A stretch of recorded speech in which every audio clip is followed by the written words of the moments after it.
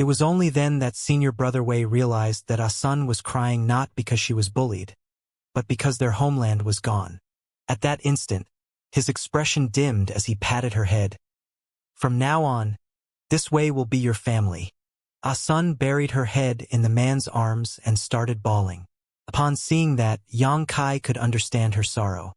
The star boundary was also in a perilous situation after Mo Shang had raised chaos there. Now, only the world tree could save the star boundary. What if he couldn't find the world tree? Would the star boundary also fall into oblivion just like what had happened to Asun's homeland? How many people would lose their homes by then?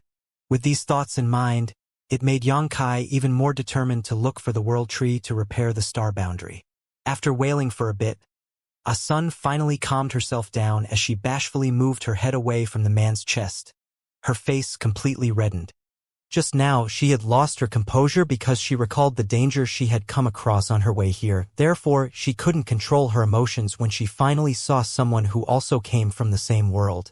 Now that she had calmed down, she felt utterly embarrassed. Senior brother Wei guffawed and patted her head. Not bad. You're still acting bashful in this kind of situation. It seems that you've been well protected. He gazed at Yang Kai and nodded. You've done a great job.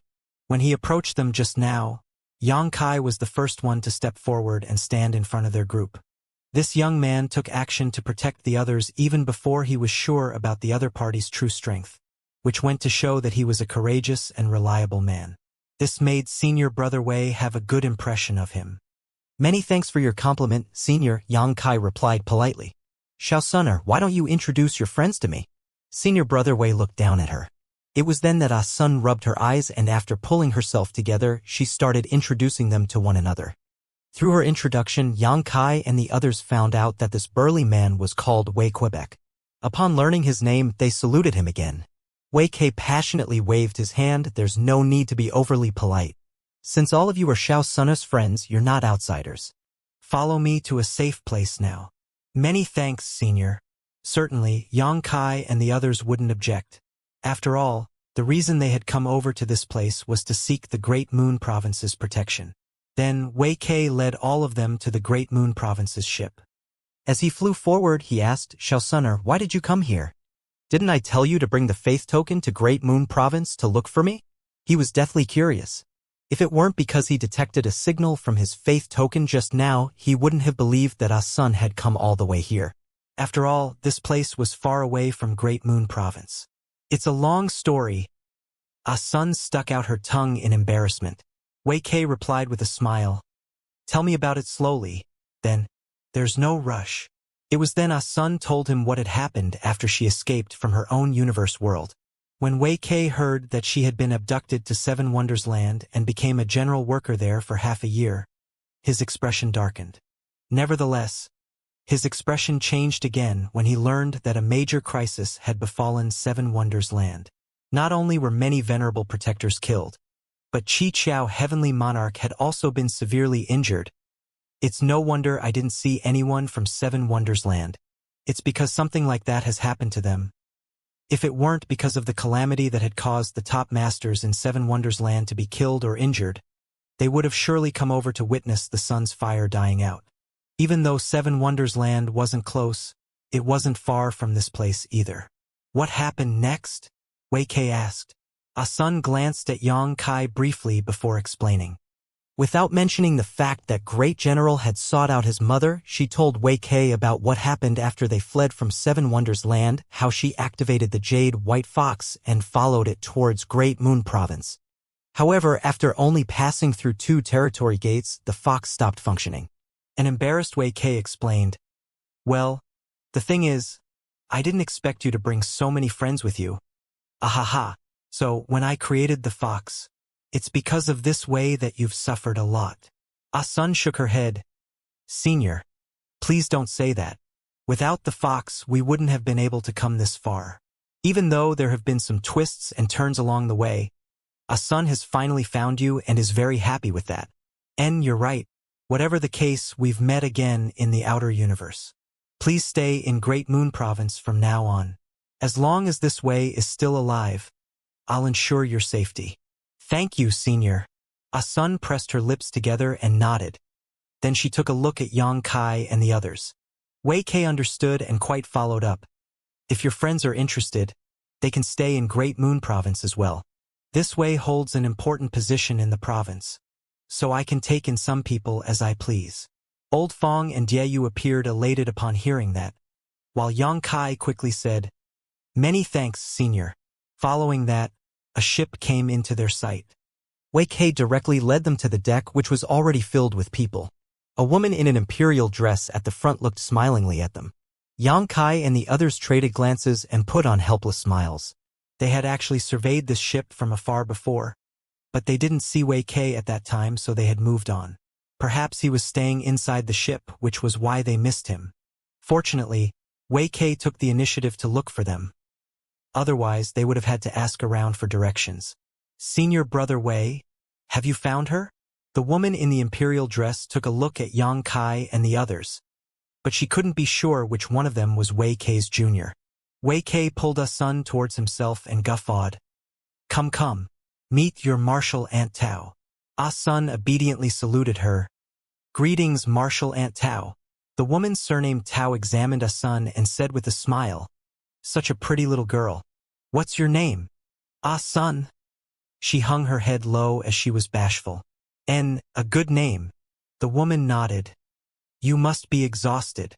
From now on, we're your family. So if anyone dares to bully you in the future, just tell your martial aunt and I'll stand up for you." "Many thanks, martial Aunt Tao." Sun's eyes turned moist again. She had been on her own for years, so now that there were people who actually cared about her, she felt as though she was in a dream, and everything appeared surreal. "Silly girl." Wei Kei felt his head aching. "Why do you cry all the time?" The woman's surname Tao shot him a glare. "Don't you know that women are made of water? So what if she cries?" She pulled Sun into her embrace and patted her shoulders. Wei Kei scratched his head. "Is that so?" He decided not to keep pondering on what he didn't understand as he placed his hands on his hips and swept a glance over the other disciples on the deck. "Listen up, brats. From now on, Xianxia is my legacy disciple as well as your little junior sister. No one can bully her, understand? If anyone dares to bully her, I'll skin him alive." A young man replied with a grin. "Martial Uncle Wei. Little junior sister is so adorable. Why would we bully her instead of taking care of her?" All of them nodded repeatedly. Wei Kei snorted. "You'd better." The woman's surname Tao said, "Senior brother, is your cultivation technique suitable for Xianxia? I can't imagine what a beautiful girl like her will turn out to be after getting taught by you for a few years." Wei Kei batted his eyes and replied firmly, "What do you mean my cultivation technique might not be suitable for her? It'll work as long as it can make her stronger." He turned to look at the other disciples. "Don't you agree?"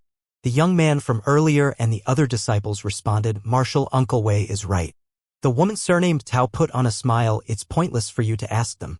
No one from Great Moon Province has the guts to go against you. Senior brother, if you trust me, why don't you let her follow me from now on? I'll take her on as a disciple and teach her everything I know." "You want to accept her to be your disciple?"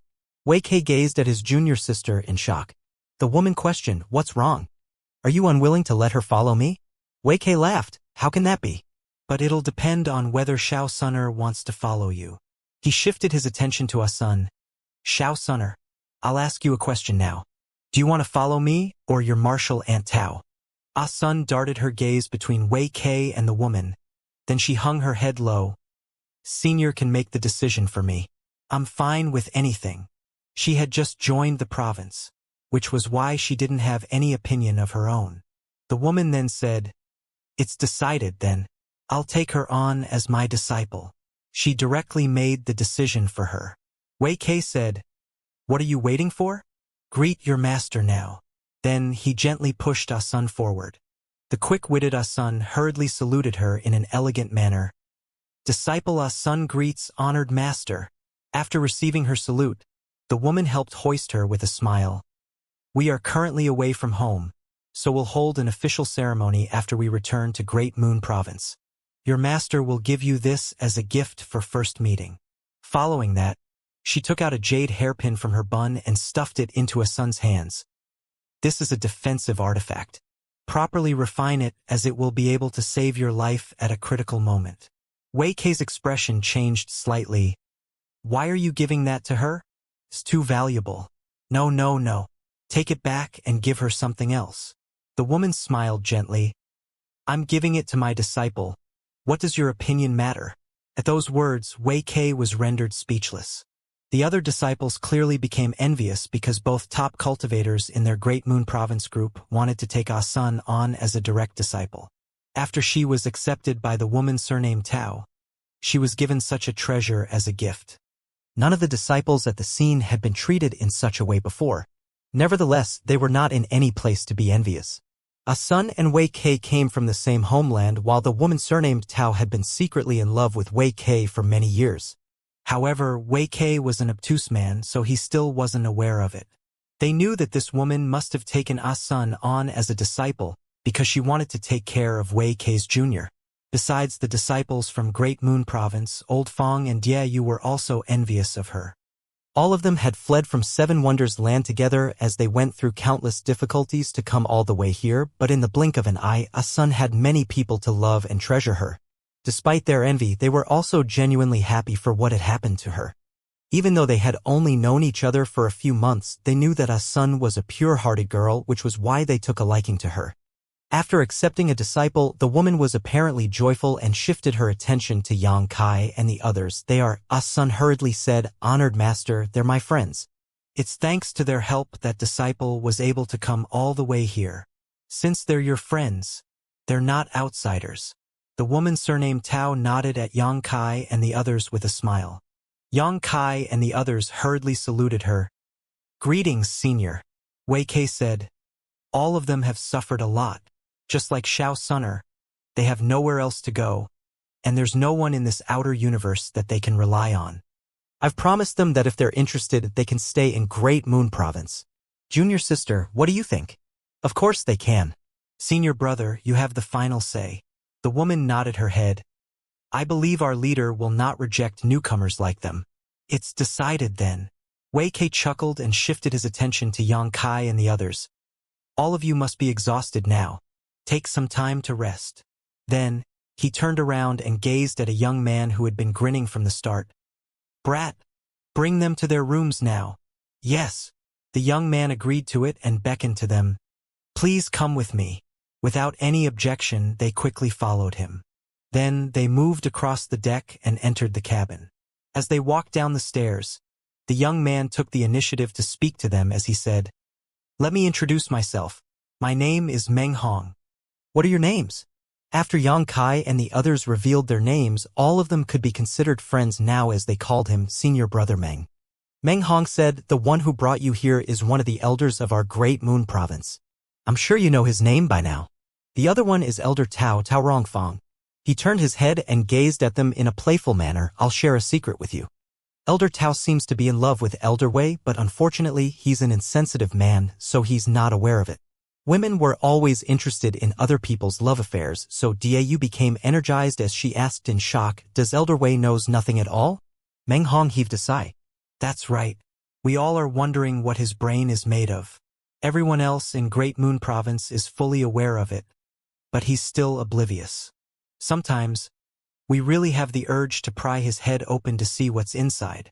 What he had just said was pretty amusing. So Yang Kai said, Senior Brother Meng, aren't you worried that Elder Wei will find fault with you if he hears what you're saying? He won't. Meng Hong waved his hand casually. Even though Elder Wei looks like a great bear, he's a kind-hearted man and he treats us very well. He has never scolded or beaten us. Of the 5 elders of Great Moon Province, he's the most popular one among the disciples. A lot of senior sisters and junior sisters even want to marry him. Elder Wei is indeed a kind-hearted man. Yang Kai nodded. Although it hadn't been long since they came into contact with one another, it was enough for Yang Kai to see through Wei Kei's temperament and nature. He had a good impression of this old man. Meng Hong said with a smile. In fact, the other elders and our leader are good-natured people as well. Anyway, all of us in Great Moon Province are friendly. You might join us one day, so you'll find out about it on your own. Soon, they arrived at their destination. After Meng Hong assigned some rooms for them, he turned around and left. Even though the rooms were not spacious, each of them had their own room.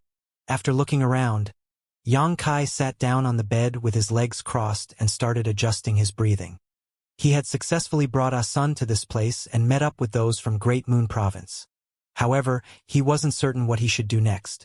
These people he had just met had left a good impression on him, which suggested that the other people from this great force should be just as friendly. If he joined them, he would have a terrific environment for cultivation. However, he didn't come to the outer universe to cultivate as he had something else to do.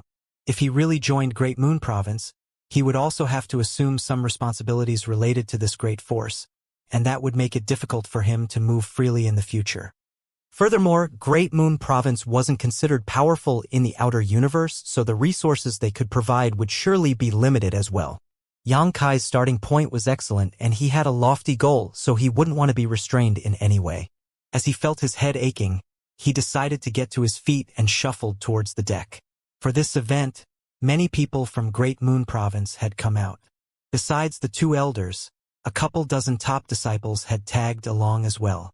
However, presently, there was no one on the deck. Standing on the edge of the deck, Yang Kai held the railing and looked at the sun star in the distance. Perhaps it was because the sun's fire was dying down, so the entire star appeared to be crimson, like a piece of molten steel. The scorching power continuously radiated from the star, and even though there was a protective array around the ship, Yang Kai could still feel the heat. "Junior brother Yang," someone called out from behind at that moment. Yang Kai turned around and cupped his fists. "Senior brother Meng." Meng Hong approached him and gazed at the sun star in the distance. Then he grinned. "It's magnificent, right? Just like you, I've never seen anything like it before. When I go back and tell my junior brothers about it, I'm sure they'll be envious of me." Yang Kai burst into laughter as though he could already imagine that scene. Then he said, "Senior brother Meng, I've heard that the sun star might contain sun's true gold. Is that true?" With a solemn expression, Meng Hong replied, "I don't think it's an unfounded rumor. Since everyone says so, it might be true. I've also heard that even the lowest rank sun's true gold is a sixth-order fire element material. I'm not sure about that as I've never seen sun's true gold before, but if such a thing really exists, there's no way it's of a low order." He turned to look at Yang Kai in shock. "Junior brother, are you interested in the sun's true gold as well?" "Are you not interested?" Yang Kai questioned. "Of course I am. If I can get a piece of sun's true gold, I'll be filthy rich. However, many people have arrived at this place, so even if such a thing exists, we might not be able to get our hands on it. We'll have to be extremely lucky to get ahead of so many people. And, by the way, senior brother Meng, I've just entered the outer universe, so I know nothing about the affairs or the great forces in this place. Do you mind enlightening me?" Meng Hong burst into laughter. "There are 80 to 100 great forces gathered here, and many of them share the name province. I don't even know all of them, so how am I going to tell you about it?" Well, Yang Kai was lost for words as he hadn't expected this kind of answer. After giving it a thought though, he realized that it wasn't so surprising. Unlike the star boundary where there were only a small number of truly great forces, the outer universe was extremely expansive. Without substantial experience and excellent memory, one wouldn't even know about all these forces, much less remember their details. Of course, the 36 cave heavens and 72 paradises were the exception. All 108 of these top forces were extremely famous, so it was difficult not to know about them. Wait a moment. Meng Hong suddenly recalled something and searched his space ring, soon fishing out a jade slip. A lot of information about the outer universe is recorded in this jade slip, including the classification of the great forces as well as some other things. Read it when you're free. You'll gain something out of it. An elated Yang Kai hurriedly said, "Many thanks, senior brother Meng." Even though the jade slip wasn't too valuable, the information it contained was what Yang Kai needed most right now. "There's no need to thank me. Take a rest now. When the sun's fire finally dies out, we'll be busy. By then, we won't have any time to rest." Meng Hong clapped his shoulder and shuffled into the cabin. Not long after Meng Hong left, Yang Kai also left the deck and returned to his room. Then, he took out the jade slip and went through the information in it. There was all sorts of information contained in the jade slip, but they were still classified in an orderly manner. The author must be an experienced person who had been to many great territories before recording everything he knew. There were a few major chapters in the jade slip. The first one was about the great forces in the 3,000 worlds. Naturally, the 36 cave heavens and 72 paradises were the first to be introduced. Xianxia came across the name Myriad Demons Heaven. It wasn't certain whether Emoshang was from Myriad Demons Heaven, but Xianxia reckoned that he should be careful if he bumped into people from that place in the future. What surprised him was that the dragon altar of the Dragon Clan was listed as one of the 36 cave heavens. That revelation made him stunned for a long time. However, after giving it a thought, he understood that given the Dragon Clan's power, it wasn't surprising that their base was one of the cave heavens. After reading the slip for a bit, Xianxia realized that just like what Old Feng had said, the great forces in the outer universe could be classified into 3 classes. The cave heavens and paradises were considered first class as all of them were powerful great forces that had many high-rank open heaven realm masters assuming command. The second-class ones were great forces like Seven Wonders Land that were led by mid-rank open heaven realm masters. Third-class forces were like Great Moon Province and led by low-rank open heaven realm masters. Certainly, they could be classified further, but that was the overall hierarchy. Besides the introduction to the great forces, identifying symbols and standards of each great force was recorded as well. After searching for a bit, Xianxia finally found the symbol he was looking for, and the great force associated with it was called Perpetual Province. Recalling the symbol on the ship he had come across on his way to the Sun Star, he immediately realized that the young man was from Perpetual Province.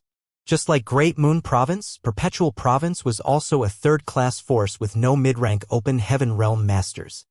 Xianxia felt glad that the young man came from a third-class force, otherwise they wouldn't have gotten off so easily. He reckoned that he should stop pretending to be someone he was not in the future, otherwise he might find himself to be in a perilous situation. After the chapter regarding the great forces, it was followed by an introduction to beasts. Most beasts in the outer universe were similar to those in the star boundary, but some of them were starkly different. In any case, those that could roam through the void were all extremely powerful. The strongest ones were, of course, the giant spirit gods. Xianxia didn't understand why giant spirit gods were classified as beasts, as Ade looked just like a giant human and had no beast-like features. However, he could understand why they were considered the strongest. Xianxia had seen low-rank and mid-rank open heaven realm masters making a move before, and even though he hadn't witnessed how powerful a high-rank open heaven realm masters possessed, he reckoned that Ade could still defeat them. According to the Jade Slip, giant spirit gods ate dead universe worlds as they roamed around the starry sky. They were normally mild-tempered and would avoid conflict with other people. As long as they were not offended, they were essentially harmless. That wasn't different from the experience Xianxia had. Ada was indeed a mild-tempered guy, and just like a hungry ghost, knowing only how to eat. Recalling Ada, Xianxia couldn't help thinking about the star boundary as well, wondering what it was like back home now. It had only been a year or so since he left, so the star boundary shouldn't have gone through any drastic changes. Furthermore, Ada was keeping guard outside of the star boundary, so even if any powerful master happened to pass by, they wouldn't dare to go near. Therefore, the star boundary should be safe for now. The only thing he had to worry about was the star boundary suddenly collapsing. Then Ada would surely eat it. Hence, Xianxia had to find the world tree as quickly as possible. Xianxia next read that the Dragon Clan was ranked second only to the giant spirit gods.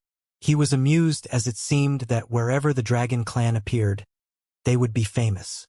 It was the same case in both the star boundary and the outer universe. Information about Mi Meng was also recorded in the Jade Slip. The picture was similar to the beast he had met, and needless to say, she was highly ranked as well. There was indeed a lot of information in the Jade Slip, and Xianxia was soon totally engrossed. Like a studious scholar, he didn't seem tired of gaining knowledge. A long time later, Xianxia was shocked by a sudden jolt. Following that, a horrifying scorching power penetrated the protective array and swept across the entire ship. Then, terrifying creaking sounds were heard coming from the overburdened ship. Xianxia was startled for a moment before he dashed out of his room. When he reached the deck, he realized that everyone from Great Moon Province was already present. Wei Kei and Tao Rongfang were forming hand seals as though they were trying to reinforce the ship's shields. Presently, the barrier around the ship seemed to be breaking, and even the ship was starting to smolder as though a scorching power had swept across it. What's going on? Yang Kai turned to look at Meng Hong, who was just beside him. A fervent-looking Meng Hong replied in a hushed voice, "The sun's fire is on the verge of dying out." Yang Kai narrowed his eyes and followed Meng Hong's gaze, only to see that the crimson sun star was still burning like a gigantic fireball hanging in the void. However, its flame was extremely unstable as it expanded and contracted from time to time. Sometimes, pillars of flame could be seen spitting from it. Every time such a pillar erupted, a horrifying scorching power would sweep across the surrounding space. It was the final radiance of the sun star. Without the need for any explanation, Yang Kai immediately realized the crux of the matter. The series of eruptions would exhaust the last bit of energy the sun star was left with. After the flames went out, the sun's fire on the star would completely die. Once that happened, it would become a free-for-all match between the great forces. Just then, Tao Rongfang exclaimed, "The shield won't last any longer, Senior Brother Wei." Wei Kei's expression changed as he yelled, "Retreat." After he finished speaking, he formed a different set of hand seals, upon which the ship rapidly withdrew, moving some 10,000 kilometers in an instant. When they reached a location that was far away from the sun star, they finally felt that the scorching power waning and the ship stopped creaking. Yang Kai looked around and realized that, besides Great Moon Province, the other great forces which had gathered around the periphery of the sun star earlier had reacted the same way by retreating. There were only a small number of people who managed to remain in their original positions. The explosion of the sun's fire was unexpected, but fortunately it diminished quickly. In just a quarter hour, the gigantic fireball lost its vigor as its flames contracted and the scorching aura visibly weakened. Wei Kei and Tao Rongfang traded glances, and without the need for any discussion, they drove the ship towards the sun star.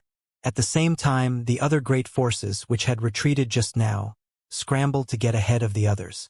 All of them knew that it was time to explore the sun star and seek out the sun's true gold. On the deck, Wei Kei looked around and shouted, "Brats, don't go anywhere on your own when you reach the sun star, and don't stray too far from me and your martial Aunt Tao.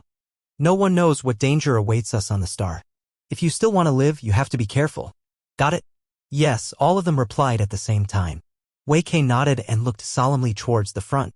Even though he and Tao Rongfang, who were Open Heaven Realm Masters, were around when exploring the sun star, they couldn't protect so many people if they fell into danger. However, it was worth it to take the risk to look for a treasure like Sun's true gold. As they got closer, the pressure coming from the humongous star intensified. Although the sun's fire had died out already, the scorching heat wouldn't dissipate so quickly. The closer they approached, the hotter they felt. Moreover, lights could still be seen flashing all across the star. They were the last radiance of the sun's fire. Everyone on the ship looked attentively at the front, as many of them had never seen such a splendid sight. After flying for an hour or so, the ship finally landed on the sun star. When the ship stopped, everyone leaped off the artifact and took a deep breath. However, they immediately felt a burning sensation in their chests and stomachs, while the pungent burning smell was all but intolerable. They were so shocked that they hurriedly held their breaths. Wei Kei used a different hand seal, causing the ship to shrink down and become a palm-sized item before it was stored away by him. Yang Kai and Old Feng were standing among the crowd as they looked around, only to see that they were the only people in this area, causing them to wonder where the other great forces were. It wasn't surprising after thinking about it, though. Many great forces had come to this place, but the sun star was enormous. The great forces had decided to land on different locations, which was why they wouldn't immediately come into contact with one another. This also prevented them from getting into conflicts right away. From time to time, magma would spurt out from the crimson ground, making the entire environment seem very dangerous. Even though Tao Rongfang was an Open Heaven Realm Master, she had apparently never participated in such an important mission before, so she didn't know where to start and turned to Wei Kei to ask, "Senior brother, what should we do now?" Wei Kei stroked his beard and gave it a thought before replying, "Let's walk around first. Maybe we'll be lucky enough to pick up a piece of Sun's true gold." If so, we can immediately go back. His plan wasn't outrageous as he just needed a piece of Sun's true gold to complete his mission. After all, each piece of Sun's true gold was at least a sixth-order material. If they really obtained one, the best thing to do would be to return to their headquarters quickly. If they stayed any longer, they might invite trouble to themselves. Since he had said so, Tao Rongfang wouldn't object. And so, they led the disciples to roam around aimlessly. Everyone on the Sunstar was trying their luck anyway, and no one was at an advantage. As they released their divine senses, they began scanning the surroundings. Looking for something in this kind of environment was undoubtedly exhausting because they had to continuously use their strength to resist the heat. After half a day, they still hadn't discovered anything, and the weakest person in the team started showing signs of lethargy. Seeing this, Wei Ke and Tao Rongfang told that disciple to leave and wait for them in the periphery of the Sunstar. Even though the disciple was reluctant, he had no choice but to comply. Right after he left, Wei Ke suddenly turned to look in a direction as though he had discovered something. Seeing that, Tao Rongfang asked, "Senior brother, what happened?" "Something is coming," Wei Ke shouted. Upon hearing that, the others hurriedly circulated their strength and got ready for any potential trouble. A moment later, they could really see something coming towards them. It was a beam of light that was rapidly flying over, but before the disciples could make out what it was, Wei Ke exclaimed in surprise, "It's a fourth-order fire element material." Then he traded glances with Tao Rongfang, and without uttering a word, they moved to approach the beam of light. Xianxia realized that the beam of light seemed to have some spirituality, and before Wei Ke and Tao Rongfang could close in, it suddenly moved in a different direction and disappeared into a pool of magma. Wei Ke guffawed, "How dare you try to flee?" A ferocious Wei Ke raced after the beam of light and dove into the magma. Before he disappeared, though, he shouted to Tao Rongfang, "Junior sister, stay there." The disciples were still on the surface, so if both Open Heaven Realm Masters left to pursue the beam of light, no one could ensure their safety. Tao Rongfang furrowed her brow, apparently worried about Wei Ke's safety, but she still obediently stayed behind. Yang Kai and the others caught up, just in time to see Wei Ke plunging into the magma, and Meng Huang asked, "Will Marshal Uncle Wei be fine?" Tao Rongfang replied, "The magma won't harm him, but all of you should be on guard." "Yes." After they waited in the same spot for a bit, a figure suddenly shot out from another magma pool. Everyone turned to look at him and realized that it was none other than Wei Quebec. There were countless magma pools on the surface of the Sunstar, most of them roiling and bubbling from time to time. Some of them even looked just like volcanoes, erupting with flame. Now, it seemed that these magma pools were interconnected underground. Otherwise, it was impossible that Wei Ke could enter one pool and come out from another. However, at this moment, Wei Ke appeared elated as he was holding a transparent container. A yellowish flame inside it was trying to shatter the container, but it could not break free from the restriction. A joyful Tao Rongfang walked over and said, "Senior brother, did you manage to capture it?" Wei Ke nodded and replied, "It's a sun's true fire." Upon that realization, Tao Rongfang commented, "No wonder it's a fourth-order material. It turned out to be a sun's true fire." Wei Ke grinned. "It's not surprising that there's sun's true fire on this Sunstar."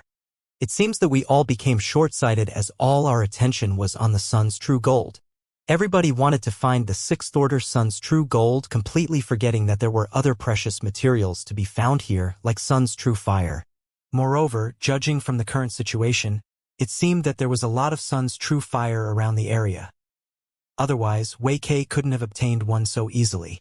Wei Ke easily obtained a sun's true fire, which could be traded for over 100,000 open heaven pills.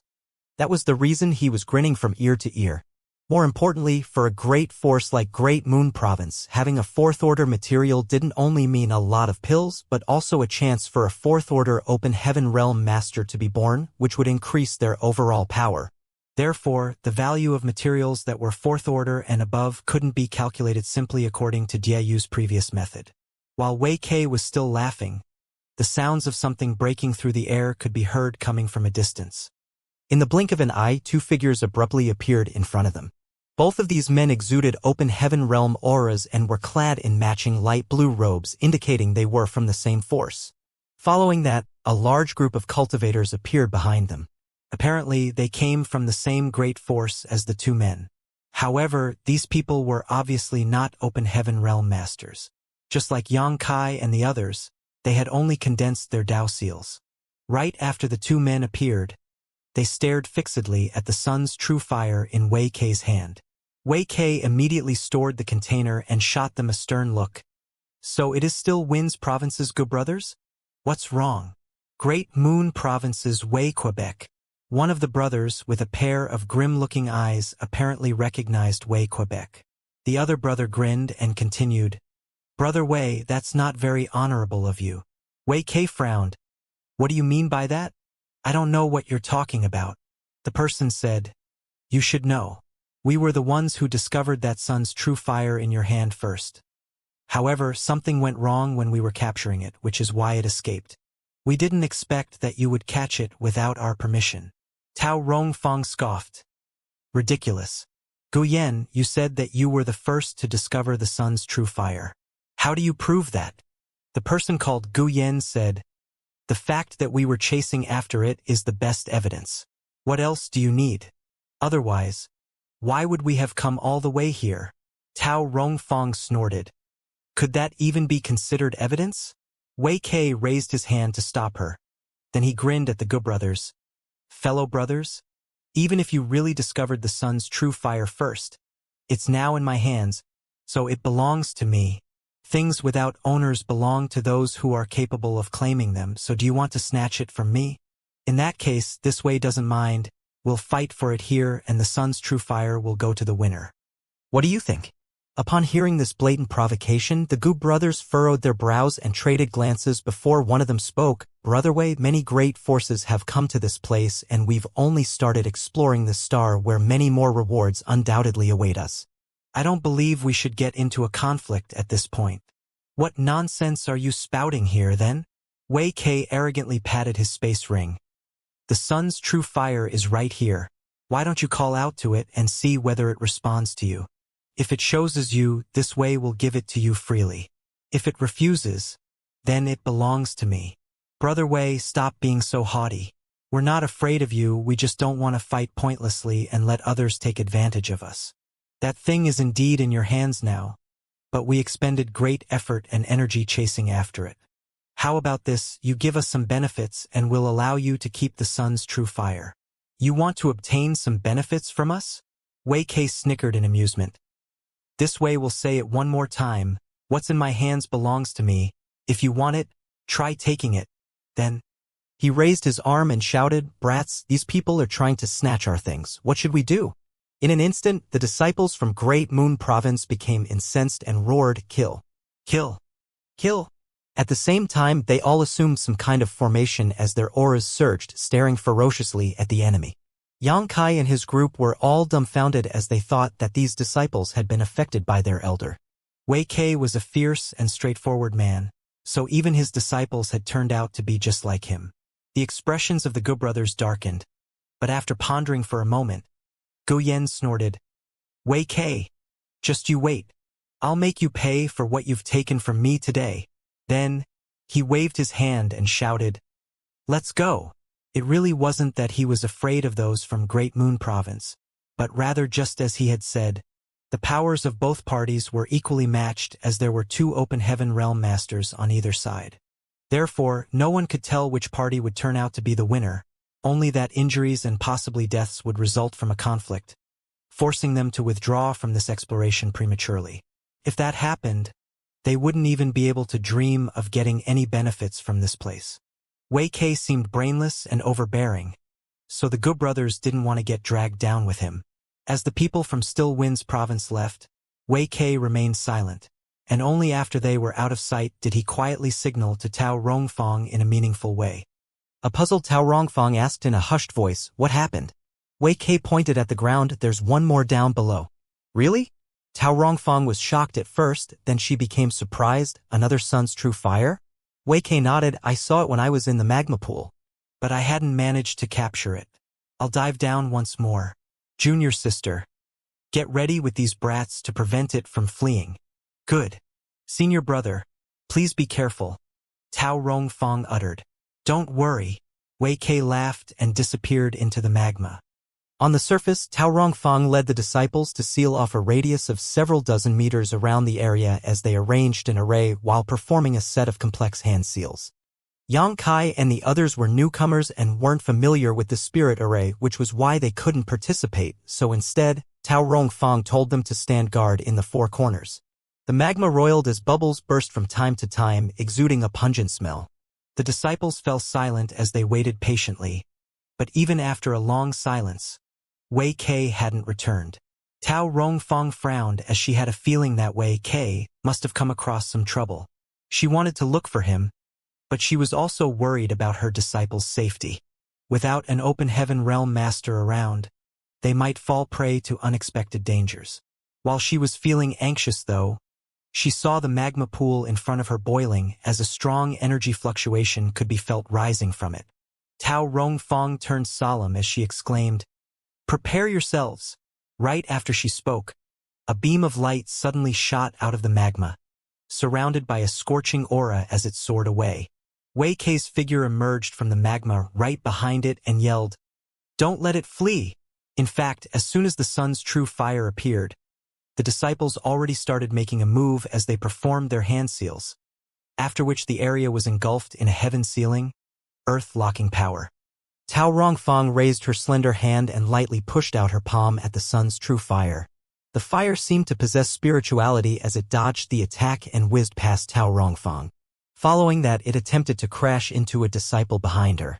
The disciple's expression changed drastically as he hurriedly summoned out a mirror artifact. A profound light shot out from the mirror and struck the fire, engulfing it in an instant and freezing it midair. It seemed that the mirror was a powerful binding artifact. Seeing this, the other disciples heaved a sigh of relief. However, before they could even relax, the light that had engulfed the fire wisp melted and the flame, which seemed able to burn down everything in existence, reached the disciple who had summoned the mirror in a flash, causing his face to contort with fear and panic. "Solidify!" At the critical moment, Yang Kai shouted and surged his space principles, binding the sun's true fire in place for a second time. However, Yang Kai didn't relax in the slightest as he could feel the fire wisp quickly breaking free of his restriction, causing him to yell, "Senior Tao!" Tao Rongfang had already appeared in front of the disciple with a transparent container in her hand. The container looked just like the one Wei Ke had used earlier, and she swiftly captured the fire wisp with it. The crimson glow dampened at that moment as Tao Rongfang managed to seal the container with the fire wisp inside. After she completely secured it, she turned to look at the disciple and asked, "Are you all right?" The disciple had turned pale as he was still reeling from the shock. But even though his vision was still blurred, he shook his head and declared, "I'm fine." "Many thanks for your concern, Marshal Ant." Tao Rongfang nodded gently. Right then, Wei Ke dashed towards them and bellowed, "Damn it. This thing almost fled." It obtained a very high level of spirituality, almost being a living creature of some sort. If it wasn't because the disciples had set up an array beforehand, the sun's true fire would have escaped. Then, he turned to look at Yang Kai and commended, "Kid, you did a great job." Even though that disciple wouldn't have been killed even if he was struck by the fire wisp, he would have gotten seriously injured. Fortunately, Yang Kai managed to make a move at the last moment and prevented such a tragedy. Yang Kai replied politely, "Senior is too polite." Wei Ke pondered on an issue for a moment before asking, "Did you just use space principles?" And Yang Kai nodded as he couldn't hide it anyway, and since he had decided to make a move, he wasn't worried that his skills would be exposed. Incredible.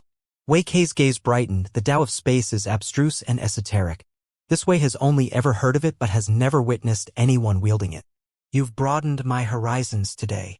Tao Rongfang appeared joyful as well. It seems that we've taken in a treasure. She seemed to have already regarded Yang Kai as a great Moon Province's disciple, and Yang Kai certainly couldn't refute her at this point. Wei Ke patted Yang Kai's shoulder. "Work hard and you'll definitely become an open heaven realm master. When that time comes, you'll be free to explore anywhere in this wide universe." "Yes," Yang Kai replied respectfully. Then, Wei Ke gazed at the other disciple. "Little brat, Why haven't you thanked your junior brother Yang? Where are your manners? Is this what I've taught you? It was only then that the disciple came to his senses and walked up to Yang Kai before saluting him in a serious manner. Junior brother Yang, many thanks for saving me just now. Senior brother need not mention it. We're all supposed to help each other. It was the least I could do. Yang Kai returned the gesture.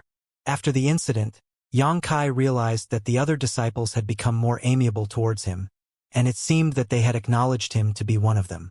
They couldn't be blamed, however.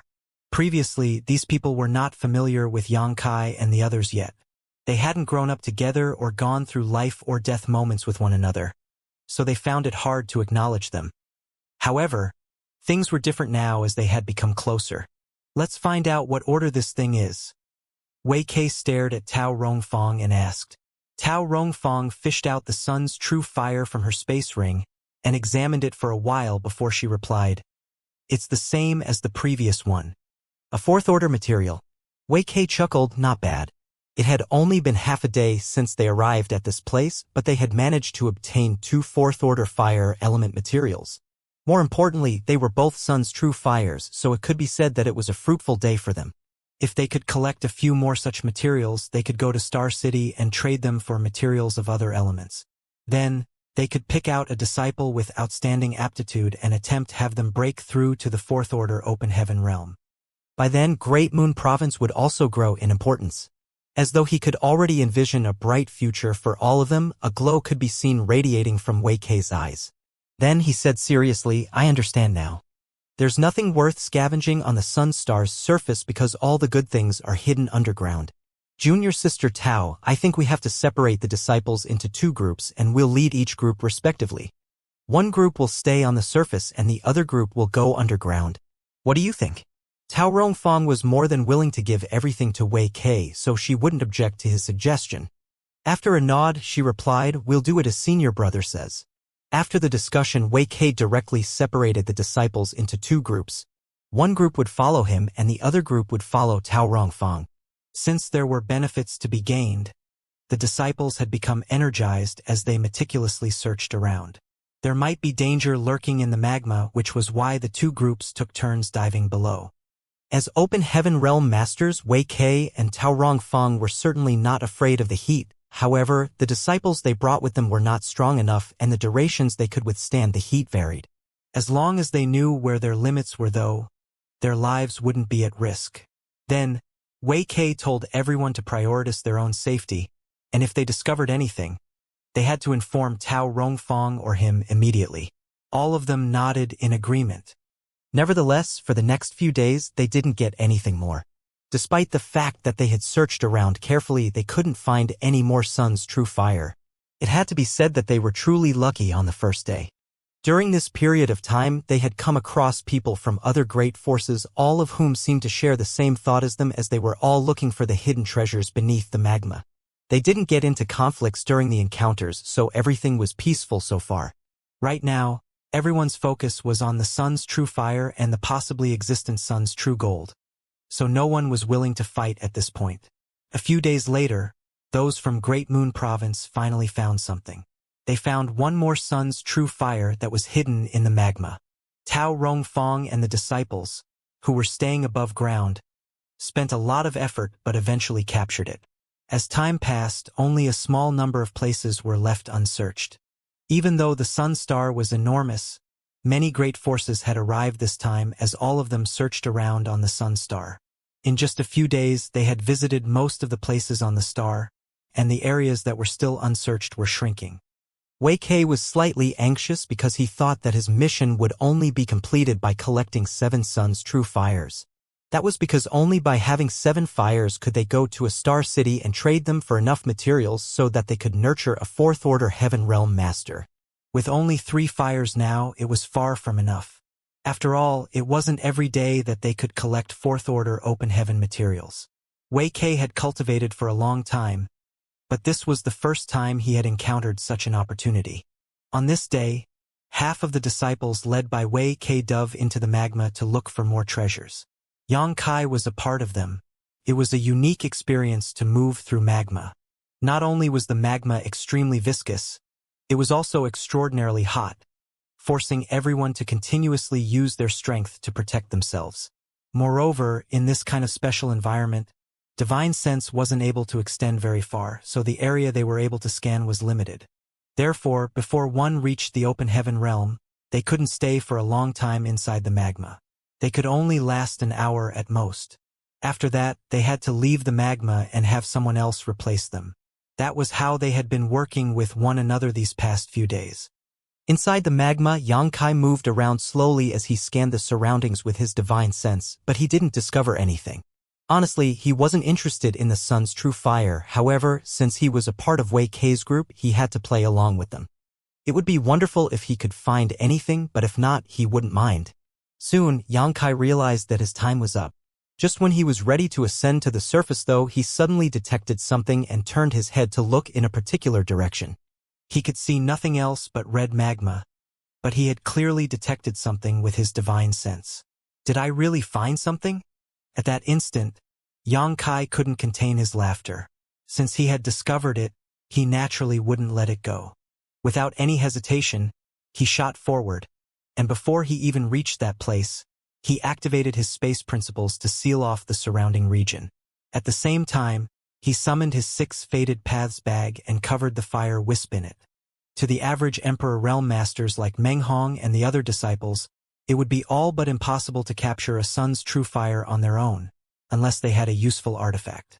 For example, the sky-seizing net that belonged to Du Ru Feng.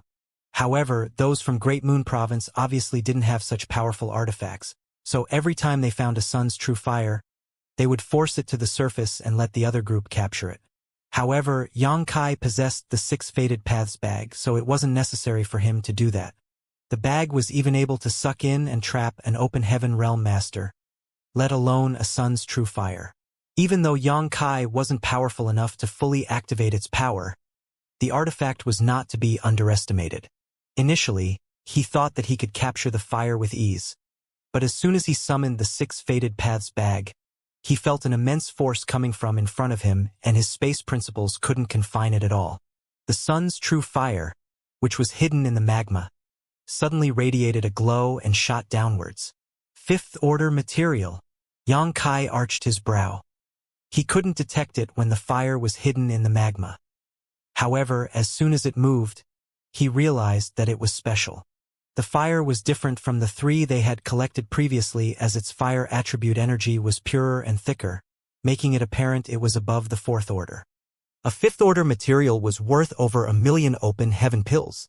Although Xianxia wasn't interested in 4th order materials, he was keen on getting a 5th order one. Seeing that the fire was moving downwards, he didn't hesitate as he raced after it. As he extended his hand, space principles surged even more violently. The fire became frozen for a moment, then it struggled out of the space principles restriction and kept moving downwards. Xianxia was incensed at the fact that he had failed in his attempt twice, so he relentlessly raced after it. Anyone else would have attempted to chase the fire out of the magma first, as if they went any deeper and expended too much energy, they wouldn't be able to go up again. They might even lose their lives in the magma. However, Xianxia wasn't worried about this because he had 6 Fated Paths bag and his sealed world bead. If he really exhausted himself, he could hide inside the bag or the bead to restore his strength before making a move again. Soon, Xianxia wasn't even certain how deep he had dived into the magma. At that moment, some figures shot out of the magma and landed on the surface. All of them had turned pale, so it was apparent that they didn't have much energy left. Wei Kei was the last one to emerge from the magma, prompting Tao Rongfang to ask, "Have you not obtained anything?" Wei Kei shook his head as he felt dejected. "It seems that the truth is different from what I've expected. After the first fruitful day, he thought that the underground was filled with sun's true fires. However, after a few days of searching, they had only managed to find one more material. It was then he realized that he was too optimistic. Even on a sun star, sun's true fire was not abundant." Tao Rongfang nodded. "Senior brother, please have a rest. We'll look for a new place before searching around again." Wei Kei nodded his head. "That's the only thing we can do." All of a sudden, Ah-sun looked around and asked, "Where's senior brother Yang?" She realized that Xianxia wasn't among the people who had just come out of the magma. Upon hearing her question, the others finally realized that Yang Kai was missing. Wei Kei frowned and gazed at the disciples who had followed him just now and questioned, "Have any of you seen Yang Kai?" A female disciple said, "Martial uncle, I did rub shoulders with junior brother Yang just now." Wei Kei asked, "How long ago was it?" After giving it a thought, the female disciple replied, "About a quarter hour." Wei Kei nodded and said, "It hasn't been that long then, we can?" He wanted to say that they could wait a little longer, as Yang Kai might come out from the magma soon. Nevertheless, when he saw how worried Sun and Dau were, he said, "All of you, wait here. I'll go look for him now." After he finished speaking, he plunged into the magma. Old Fong and Dau traded glances and saw the worry behind each other's gazes. Old Fag even said, "I'll try to contact him." Then, he fished out an artifact that he normally used to contact Yang Kai and infused his divine sense into it. After waiting for some time though, he didn't get any reply. Dau also gave it a try, but the result was the same. A moment later, Wei Kei returned from the magma with a dark expression. Dau hurriedly asked, "Senior, have you found him?" In fact, it was a pointless question. If Wei Kei had really found Yang Kai, he would have brought him up. Now that he was alone, it suggested that Yang Kai had fallen into danger. Seeing that, Wei Kei shook his head. Dau turned pale. A flustered old Fong said, "Why is he missing? He was with all of you." Sun was on the brink of tearing up and she shook Tao Rongfang's arms. "Master, senior brother Yang is a kind-hearted person. Please save him." Tao Rongfang clapped the back of her hand and consoled her by saying, "Don't worry, your martial uncle and I are around, so we won't let anything happen to Yang Kai." Then, she gazed at Wei Kei and communicated with him using her divine sense. Wei Kei nodded his head and said, "Brats, Yang Kai has gone missing, so he might have come across some kind of danger. I need you to go down with me again and search for him." "Yes, martial uncle." They all agreed. Wei Kei said solemnly, "There might be danger inside the magma that we're not aware of, so you mustn't stray too far away. I want you to stay close to your fellow brothers and sisters so that you can contact one another at any moment. If you realize that something is off, call out to me immediately." Besides the fact that Yang Kai had escorted Sun all the way to meet up with those from Great Moon Province, his mastery of the Tao of Space made Wei Kei realize that he was a rare talent. Wei Kei wanted to take him on as a disciple, which was why he had been treating the young man like he was already a part of Great Moon Province. Now that Yang Kai had fallen into danger, Wei Kei wouldn't turn a blind eye to it even if Sun didn't plead with him. As long as he was able to do so, he would try to look for Yang Kai. After Wei Kei was done with the arrangements, he led the other disciples down into the magma again, only this time they were looking for Yang Kai instead of Sun's true fire.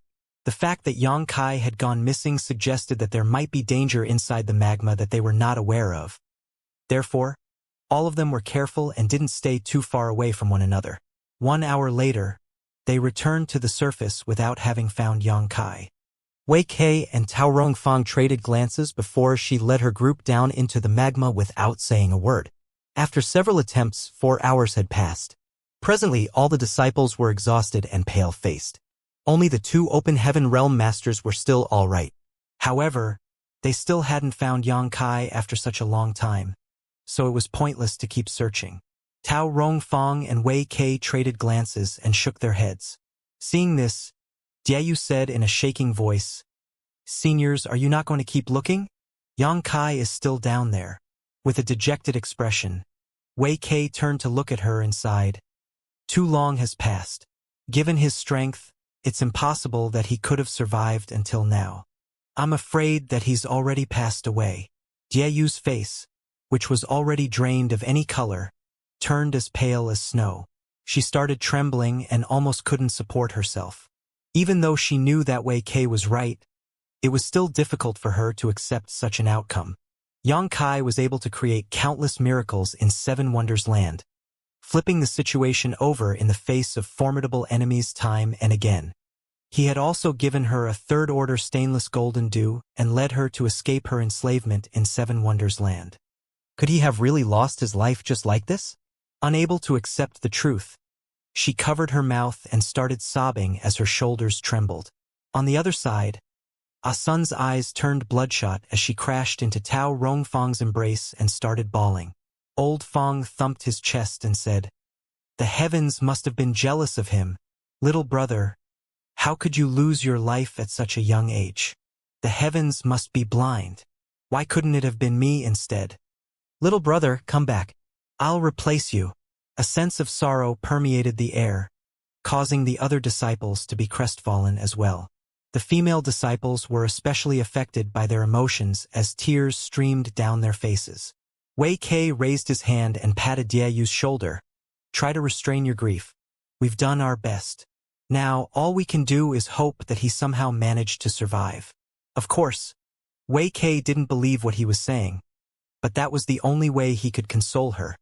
He didn't understand what kind of danger there was inside the magma that caused a person to go missing, as even after a meticulous search they couldn't find any signs of danger. Dieyu brushed away her tears and said, "Senior, I'd like to keep looking for him. I don't think he'd be killed so easily." "Nonsense." Wei Kai shot her a glare. "Don't you understand your own condition? Take a rest for now." But Wei Kai cut her off by saying, "I don't want to use force, however, if you insist on making a scene, I'll have no choice but to knock you out." Tao Rongfang took Dieyu's hand and said gently, "Rest now. We'll talk about it later." Dieyu pressed her lips together and nodded as her tears slid down her face. Just then, an unexpected change occurred. A rumbling sound was heard coming from underground, and the entire sun star seemed to shake. Everyone was stunned as they turned around, only to see the magma boiling vigorously, a dangerous aura permeating all around. Wei Kai's expression changed as he shouted, "Retreat!" As he spoke, he wrapped everyone in his world force and hoisted them up into the sky. At the same time, columns of magma shot out of the pools as though countless fire dragons had been born. After rising 30 kilometers above the surface, everyone looked down and turned pale.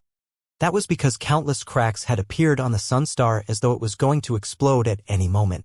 Gullies had been formed as the magma weltered in them, sweeping everything away. The rumbling sounds were so loud that their eardrums hurt.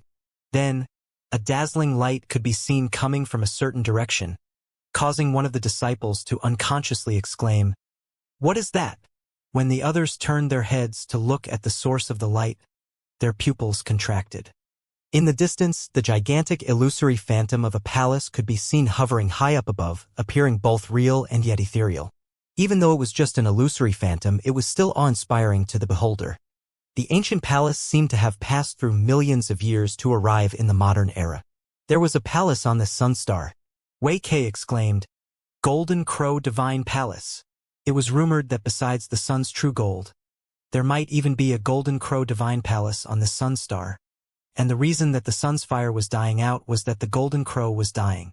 However, in the end, this was just a rumor. Most people would believe that there was sun's true gold to be found, but 9 out of 10 people wouldn't believe that there was a Golden Crow Divine Palace here, while the remaining 1 person would be seriously doubtful. Nonetheless, at this moment, a palace had really appeared on the sun star. What else could it be if it wasn't a Golden Crow Divine Palace? Tao Rongfang widened her eyes. The rumor was true. A myriad of expressions came over Wei Kai as he had a feeling that things were rapidly growing beyond his expectations. If it was just the possibility of sun's true gold, the great forces in the neighboring great territories would be able to monopolize the benefits of this place. However, now that a legendary Golden Crow Divine Palace had appeared, word was sure to spread and real powerhouses were bound to come. It was inevitable that the 36 Cave Heaven and 72 Paradises would hear of this and come to investigate. Once that happened, the third-class great forces like Great Moon Province wouldn't be able to reap any benefits, while even the second-class great forces with mid-rank Open Heaven Realm Masters would be forced to the sidelines. Therefore, in order to get any benefits, they had to obtain them now before word spread. After pondering the issue for a short time, Wei Kai made a decision and called out Meng Hong. "Yes." Meng Hong stepped forward. "Leave with your junior brothers and junior sisters." Meng Hong was startled for a moment before he realized Wei Kai's intention. Then he cupped his fists and bowed. "Yes. We'll await Martial Uncle and Aunt at the periphery." Wei Kai shook his head. "No. All of you must directly go to First Inn, then ask them to send a message to Sect Master. Have him and the other elders come as quickly as possible. A serious-looking Meng Hong nodded. Understood. After he was done with the arrangement, Wei Ke turned to look at Tao Rongfang. Let's go. Saying so, he turned into a beam of light and shot into the distance. Tao Rongfang said to Ah Sun, Xiao Sunner, leave with your senior brother Meng. Be careful. Ah Sun nodded, you must be careful as well, master. Without speaking any further, Tao Rongfang raced after Wei Ke. After the open heaven realm masters departed, all the disciples lost a sense of security as they turned to Meng Hong, who said, You all heard what Martial Uncle and Martial Aunt have said. Now that the Golden Crow Divine Palace has appeared, this place will descend into chaos soon. Follow me to first in now. Jieyu said, Senior brother Meng, I want to stay here. Old Fong stepped forward. Me too, Ah Sun said. And me. You? Meng Hong shot a glare at the three of them as he tried to act as a proper senior brother. Didn't you hear what Martial Aunt and Martial Uncle said? Without their protection, we'll be doomed if we come across any enemies. Jieyu hung her head low and fell silent. Old Fong said, Senior brother Meng, please don't try to convince us. We're not considered disciples of Great Moon Province yet, so I believe no one will find fault with us. I just want to keep looking for little brother Yang a bit longer. If he's alive, I must see him in person. If he has fallen, I must see his corpse. Ah Sun nodded in agreement. Meng Hong's face fell. Must you insist? Old Fong cupped his fists. Senior brother Meng, please forgive us. If it weren't for little brother Yang, we three would still be suffering in Seven Wonders Land as slaves. He saved our lives and gave us our freedom. Now that he has fallen into danger, we can't just stand idly by. Meng Hong let out a sigh, his expression appearing conflicted as he said through clenched teeth, Good. Then he pointed at one disciple, Junior brother Lu, go to first and now and ask them to send a message to our headquarters. Be extremely careful. The disciple surnamed Lu cupped his fists. Yes. Then he shot into the sky. Then, Meng Hong gazed at the other disciples. Rest for an hour. We'll continue searching for half a day more, but if we still haven't found Junior brother Yang by then, we will leave no matter what. An elated old Fong said, Many thanks, Senior brother Meng. Jieyu hurriedly thanked him as well. Even though she didn't want to trouble them, she reckoned that it was better to have more people helping at this moment. Meng Hong shook his head and heaved a sigh. All of you, listen up.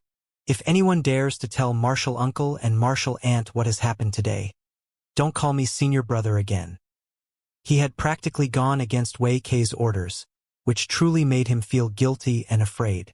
The disciples quickly replied, We will never speak of this. After that, they landed on the surface and found a place to adjust their breathing. Fortunately, the sun star stabilized after the turbulence just now. Otherwise, they wouldn't have even been able to find a place to land. At the same time, Yang Kai was puzzledly looking around in a long hall that was very deep underground. He had been racing after the Fifth Order Sun's true fire for quite some time, and after several failed attempts, he finally found a chance to use the 6 Fated Paths bag to capture it. Before he could celebrate, however, he felt an immense force pulling him down into a vortex. When he came to his senses, he realized that he was already in this place. He couldn't believe that there was such a place beneath the surface of the sun star. The hall was wide and brightly lit, and obviously wasn't naturally formed. The walls and the ground were smooth and covered with fiery red stones, while an extremely pure fire element energy permeated the air. Yang Kai was stunned as the fire element in this place was much purer than that of Fire Spirit Land in Seven Wonders Land. If one could condense a first-order fire element by cultivating in Fire Spirit Land, he could condense a third-order element easily in this place. Without the need for any fire element materials, one could achieve the third order by just absorbing the ambient fire element in this place, which was simply inconceivable. If the other great forces found out about it, they would scramble to occupy this place. Everyone would be tempted to own such a cultivation paradise. But where is this place? Why does it exist beneath the surface of the sun star? Yang Kai decided to push these questions to the back of his mind for now. Looking to both sides, he realized that he couldn't see the end of the hallway with a glance. Then, he tried to use his space principles and realized that he could do so smoothly, which meant that the space around here hadn't been sealed off. Upon that realization, Xianxia set his mind at ease. As long as the local space wasn't sealed, he wouldn't be trapped in this place as he could leave at any moment. Following that, he randomly picked a direction and moved forward. After walking for a few thousand meters, Xianxia reached the end of the hallway and was faced with a bronze door that looked extremely heavy. He attempted to push the door with all his strength, but was shocked to discover that he was unable to even make it budge. Even though his cultivation was considered weak compared to others in the outer universe, Xianxia possessed immense physical strength because he had a dragon vein. The bronze door didn't look special at all, but it remained unmoving as it was pushed by Xianxia, which went to show that it was no ordinary door. Xianxia didn't dare to take extreme measures, so after pondering on it for a moment, he returned to the original spot he appeared and walked in the opposite direction. After a long time, he reached the end again and was rendered speechless as just like what had happened earlier, he was blocked by another bronze door. If it weren't because he was certain that he had gotten the direction right, he would have thought that he was stuck in a loop. The tunnel was basically blocked on both ends. It seemed that if he wanted to leave this place, he had to open one of the bronze doors, making him wonder what was behind both of them. At this moment, he was stuck in a dilemma. After giving it a thought, he decided to fish out the 6 Fated Paths bag and looked at the thing inside. There was a flame inside that was trying to break free from the bag as though it had a spirituality. Nevertheless, the bag was even able to keep an open heaven realm master, so how could a mere sun's true fire struggle free? It was indeed a 5th-order sun's true fire, compared to the 3 fires that were captured by the disciples from Great Moon Province. The one in his possession obviously possessed a purer and denser fire element. Gazing at the sun's true fire, Xianxia no longer felt dejected. He had stayed in First Inn for 4 months and spent more than 100,000 open heaven pills. Now, a 5th-order material in his bag was worth 1,500,000 pills at least, which more than made up for his losses. He couldn't keep the fire in the 6 Fated Paths bag as he needed to use the bag to deal with his enemies, so Xianxia decided to transfer it to the small sealed world and suppressed it somewhere. After he completed this, Xianxia looked up at the bronze door with a determined gaze. He was forced to leap out into the outer universe for 2 reasons. Firstly, he wanted to experience a higher martial Dao, and secondly, he had to look for the world tree. Both of these endeavors would require a lot of money to accomplish. Even though he had gained something from his trip to the Sun Star, it was nothing compared to his expected future expenses. Therefore, he had to obtain as many benefits as possible this time, as he wouldn't know if he would come across such a chance again. Invaluable treasures might be hidden just behind this bronze door. Thinking so, he extended his hand and summoned out the Azure Dragon Spear. Channeling his strength into the spear, Xianxia thrust it out, causing a thunderous impact that seemed to shake the world itself. Meanwhile, an ancient palace stood on the Sun Star's surface. Countless figures came from all directions and landed in front of the palace, appearing quite dazzled by it. Golden Crow Divine Palace. It's really a Golden Crow Divine Palace. All of the Open Heaven Realm Masters exclaimed in amazement as their faces flushed. Even though they were Open Heaven Realm Masters, they had never expected that a Golden Crow Divine Palace truly existed on this Sun Star. The rumors were not unfounded after all. Since the palace really existed, it meant that another rumor wasn't unfounded as well. The Sun Star was on the brink of destruction because the Golden Crow which lived here was dying. At the thought of the possibility that the powerful Golden Crow corpse was inside this palace, these Open Heaven Realm Masters became extremely fervent. The Golden Crow was one of the ancient beasts, said to be just as powerful as the dragons and phoenixes. Besides the fact that the Golden Crow had undoubtedly amassed countless treasures in its lifetime, even its corpse was invaluable. Now, the palace was right in front of everyone's eyes, and the treasures within it seemed to be beckoning to them. No one could resist the temptation. The Open Heaven Realm Masters who arrived at this place first couldn't contain their excitement anymore as they attempted to dash inside. Upon seeing that, other people began scrambling to enter the palace. The main door of the palace was firmly closed, and although there were no signs of any seals on it, it managed to block everyone outside. Just when these Open Heaven Realm Masters attempted to break the door down, 2 odd-looking 3-legged bird sculptures which stood on either side of the door suddenly exuded very dangerous auras. Their eyes nimbly darted around, and following a cracking sound, their heads turned around and targeted the people in front of the door. Then they opened their mouths and shot out 2 threads of fire. The threads of fire were so thin that they appeared negligible while not feeling hot at all. However, as soon as the threads of fire appeared, holes could immediately be seen in the chests and stomachs of a number of open heaven realm masters who had gathered outside the palace. No blood could be seen streaming out of the holes, but all their organs could be seen squirming inside. The incident was so unexpected that no one had yet to come to their senses. The next instant, though, shrieks were heard as the stunned open heaven realm masters quickly withdrew. After a series of cracking sounds, the 2 three-legged birds seemed to have come to life as they flapped their wings and took to the air. Their murderous intent seemed to have filled the sky as a glow radiated from their black figures. They looked like 2 miniature suns. When Wei Kai and Tao Rongfang arrived at this place, they saw the other open heaven realm masters battling against the golden crow statues, which astounded them. Brother Ziyi? Wei Kai caught a glimpse of a figure who had sat down with his legs crossed in a nearby spot. Then he flew over and landed on the ground. When he saw the horrible wounds on the man's chest and stomach, his face turned pale as he asked, "Brother Ziyi, what happened?" Upon opening his eyes, Ziyi looked up and put on a bitter smile. "Brother Wei. Brother Ziyi, your wounds." The smile on Ziyi's face became even more bitter. "I was not careful enough." He coughed as blood foam started streaming out of his mouth. The blood foam was scorching hot as though it was boiling, and steam was continuously forming from it. At the same time, Ziyi's skin became reddened like a crab that had been cooked. "Beware the golden crow's true fire," Ziyi exclaimed before collapsing to the ground. Boiling blood could be seen streaming out of his 7 orifices. "Brother Ziyi! Brother Ziyi!" A shocked Wei Kai called out to him, but he could no longer receive a reply. "He's dead." Tao Rongfang, who landed on the ground after Wei Kai, turned ashen. Wei Kai extended his hand to check Ziyi's pulse, soon causing his expression to change. That was because he realized that all the meridians in Ziyi's body had been burned down. There was also a scorching power within his body that was charging around violently. Without the protection of the body's own power, the scorching power turned Ziyi's flesh into blood as it flowed out from his 7 orifices and the wounds on his chest and stomach. Wei Kai felt a crawling sensation on his scalp and his entire figure turned cold. He was fully aware of Ziyi's strength as just like him, Ziyi was a 3rd-order open heaven realm master.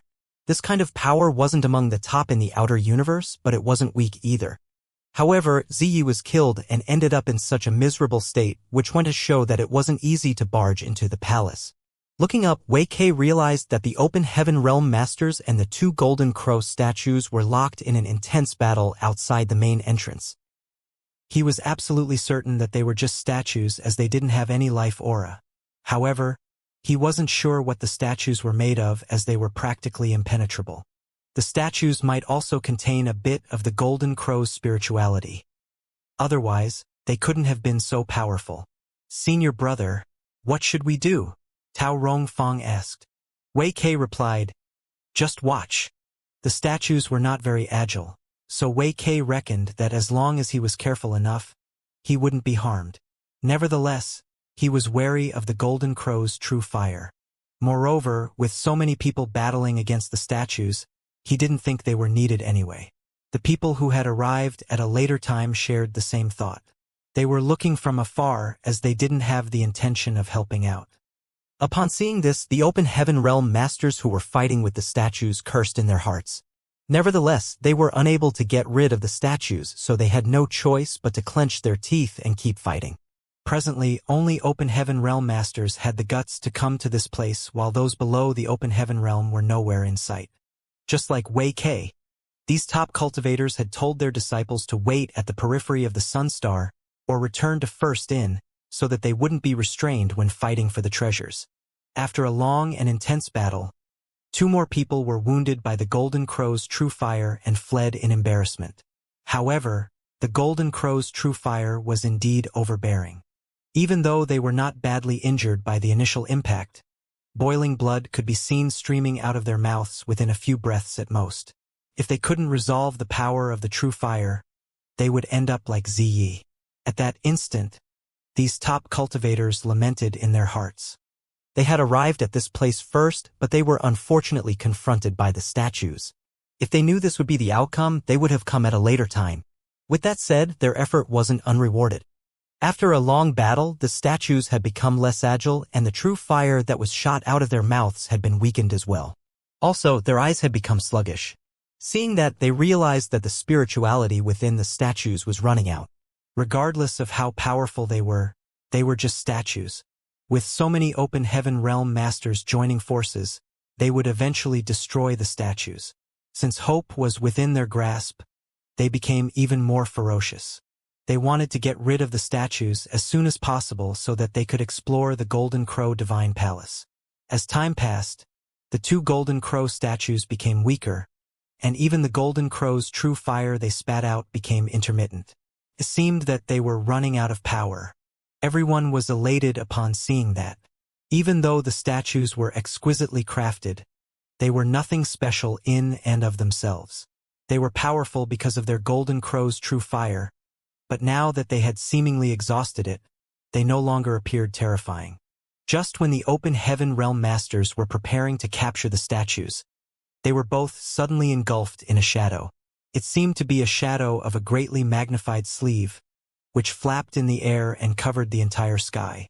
Universe in a sleeve, Wei Kei exclaimed as he could recognize the divine ability at first glance. The magnified sleeve curled up as its immense energy fluctuation swept the open heaven realm masters away. Following that, the statues were kept inside the sleeve. A figure flashed across everyone's eyes as an elderly man appeared. His huge sleeves flapped in the air, and his chubby face radiated a pinkish glow. Presently, he was looking smilingly at his right sleeve. Two petite statues could be seen charging around violently in the sleeve, but they couldn't struggle out of the restriction.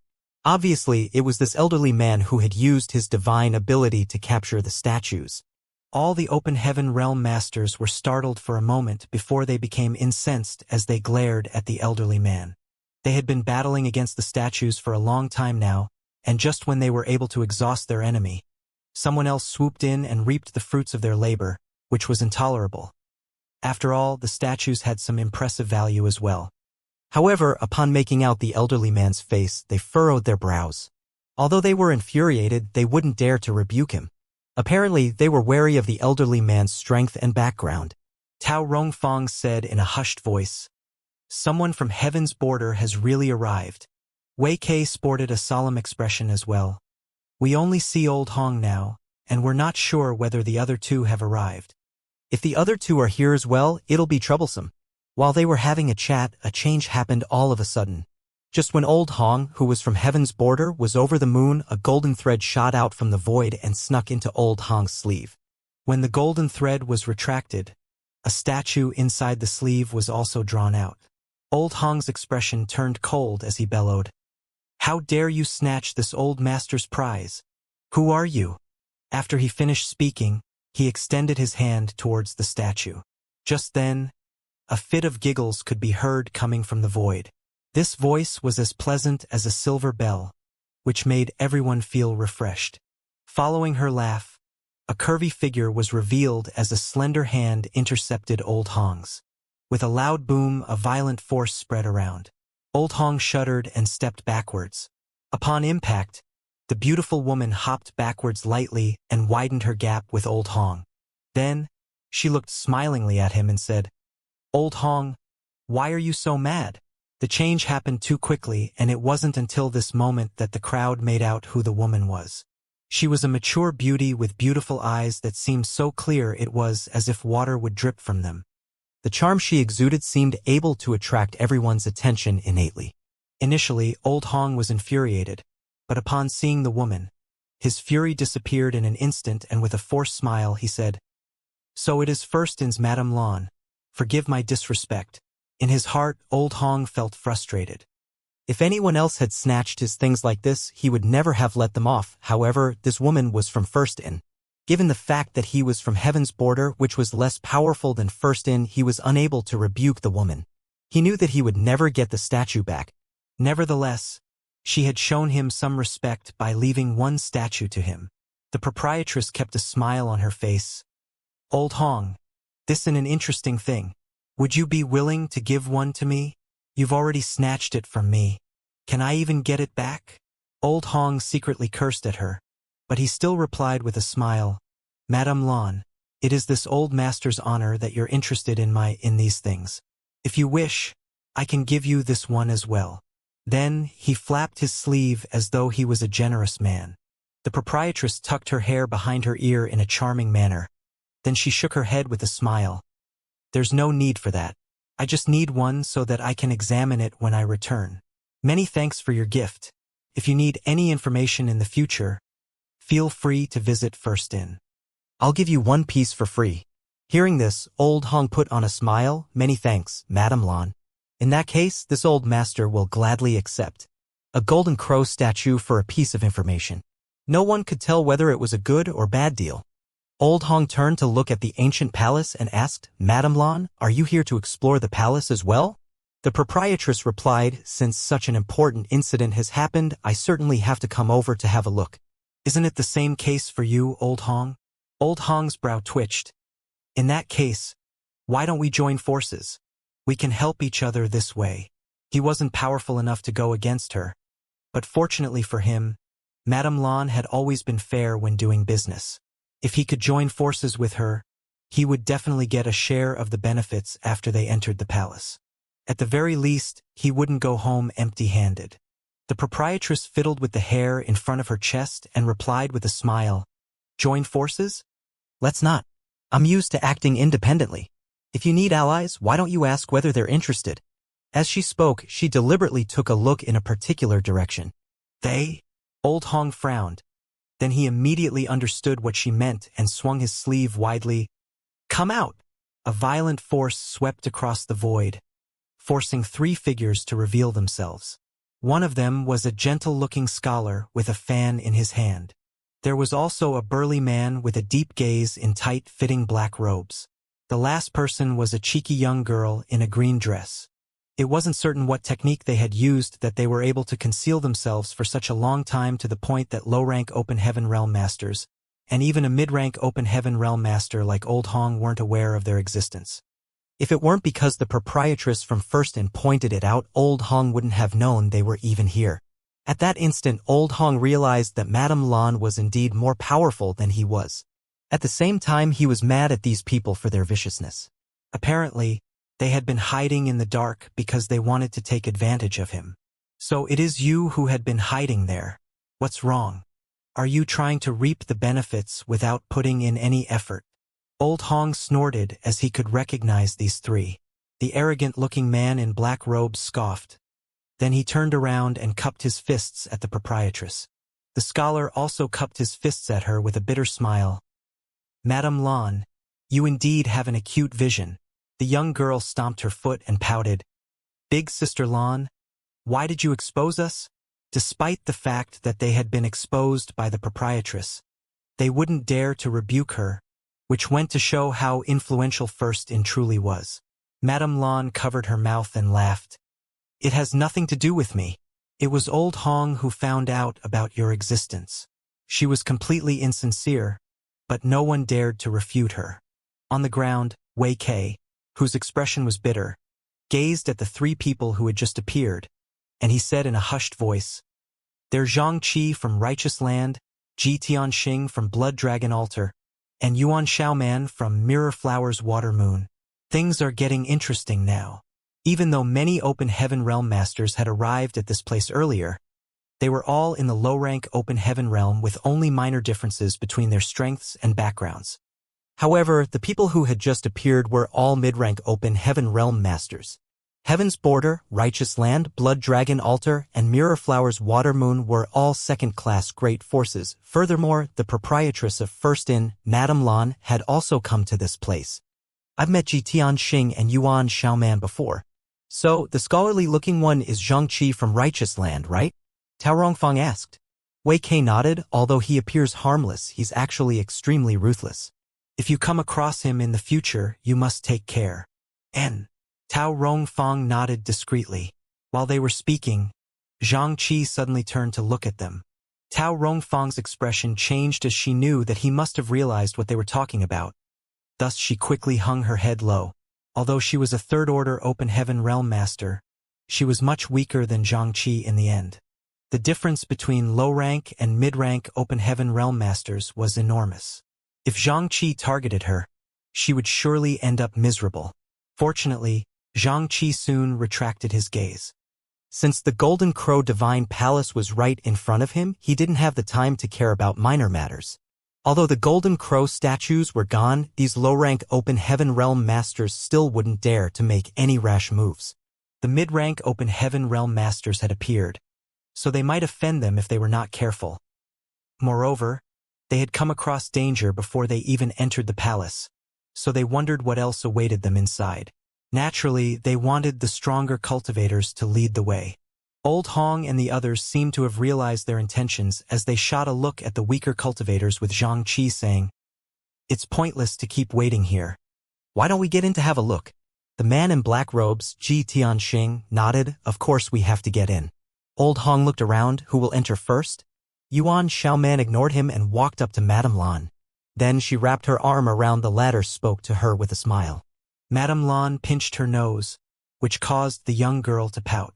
After a moment of deadlock, Old Hong said, "Why don't we take turns to make a move? It seems that this door will be difficult to open. Whoever manages to open the door will go in first."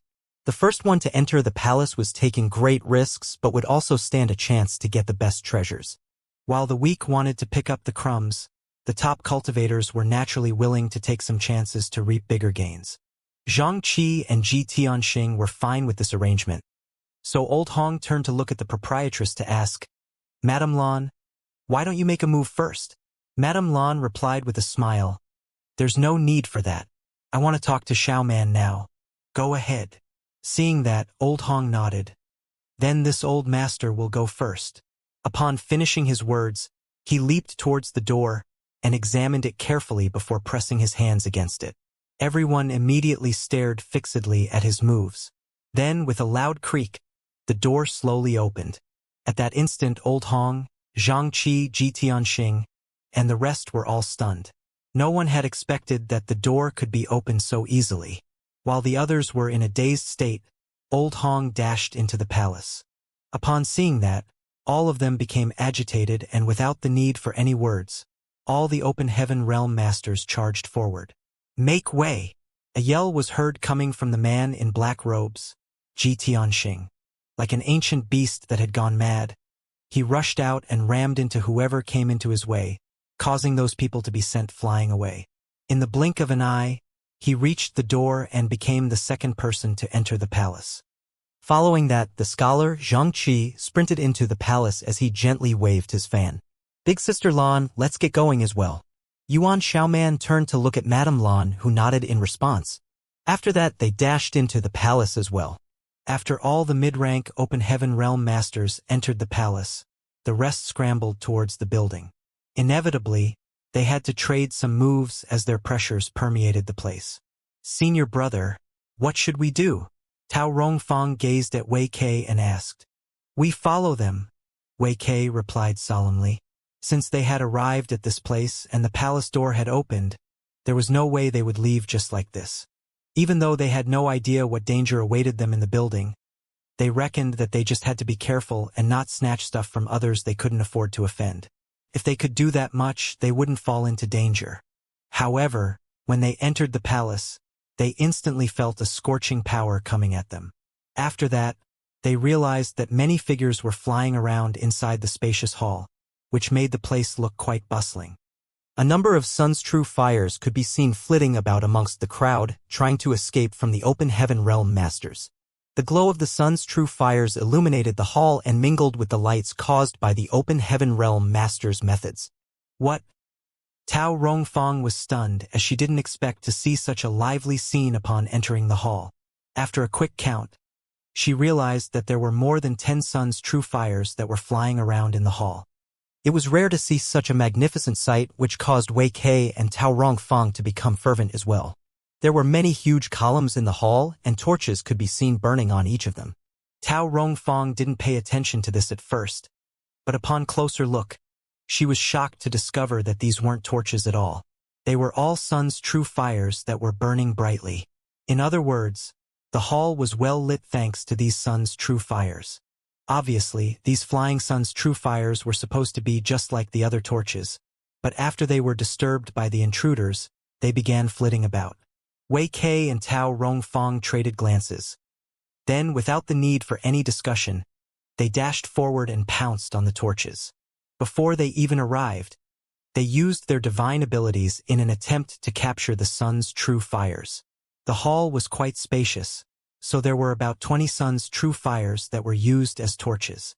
However, many people had entered the place, and all of them were open heaven realm masters, with a small number of them having reached the mid-rank. After a quarter hour of fighting and snatching, the dust finally settled. The mid-rank open heaven realm masters had managed to grab 2 sun's true fires per person, some of them even being 5th order. As for the rest, they were snatched by other people. Wei Kei and Tao Rongfang were pretty lucky. Even though they had come into the palace later than most, they managed to make a move at the right time and had obtained a 5th order sun's true fire. They could barely conceal the excitement and joy behind their gazes. A 5th order material could be traded for 10 4th order materials, which was enough for them to nurture a 4th order open heaven realm master while still having some materials to spare. It could be said that they had achieved their goal for this trip at this moment. However, they were reluctant to leave just like this.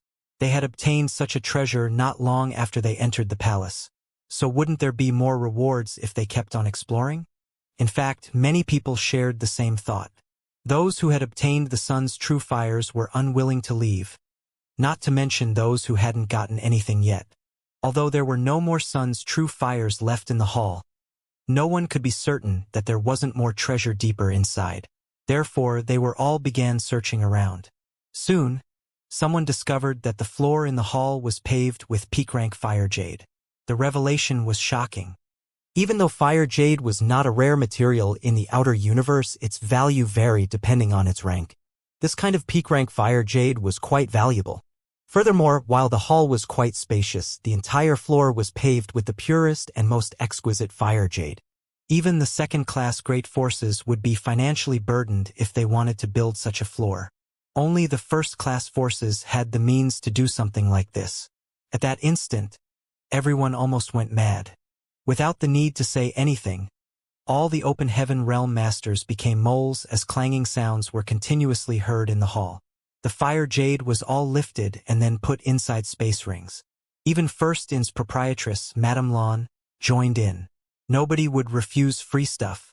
However, the good time didn't last long as someone accidentally triggered a restriction soon after they began. While the crowd was busy harvesting the fire jade, a rumbling sound was suddenly heard, and following that, the main door abruptly shut. Everyone was shocked as they straightened up and raised their guard, but before they could figure out what was going on, they all felt dizzy at the same time as the world started spinning around them. When they came to their senses, they realized that they were inside a huge cave. The hall and the floor that was paved with fire jade was gone, so they didn't have to continue their stripping work. After such a sudden change, the people who were familiar with one another hurriedly gathered together as they looked around in a vigilant manner to prevent falling into danger. Some of them had even used their secret techniques to conceal themselves. The mid-rank open heaven realm masters were astounded as well, with Yuan Xiaoman walking up to Madame Lon and sticking close to her, as though she could only find a sense of security by doing so. All of a sudden, Old Hong turned to look at Zhang Qi and said, "Brother Zhang, you're an expert in spirit arrays. What do you think has happened?" Zhang Qi waved his fan and gave it a thought before replying, "It should be a type of space array." Judging from what this Zhang felt, I reckon that we haven't been shifted to a faraway place though. We should still be somewhere on the Sun Star. Old Hong nodded. This old master agrees. In other words, we're still inside the Golden Crow Divine Palace? We'll find out. Good. Old Hong nodded. All of them felt insecure at abruptly appearing in such a place, so before things become clearer, all of them silently agreed to work together. The mid-rank open heaven realm masters were not fools, so without the need for any discussion, they started carefully probing their surroundings. Soon, they discovered something. The cave wasn't closed as there were 8 exits. They were arrayed in the form of the 8 paths of divination, so it was apparent that they were not simple exits. Upon that realization, the open heaven realm masters furrowed their brows. Certainly, top cultivators like them knew a thing or two about the 8 paths of divination. However, no one could tell which path they should take in this particular case. Fortunately, the mid-rank open heaven realm masters were around, so the low-rank ones would just have to watch what decision Madame Lan and the others made. They would rather follow them than try out the paths on their own. Madame Lan, which path should we choose? Old Hong turned to look at Madame Lan and asked. Her cultivation was the strongest at the scene, so her opinion also carried the most weight.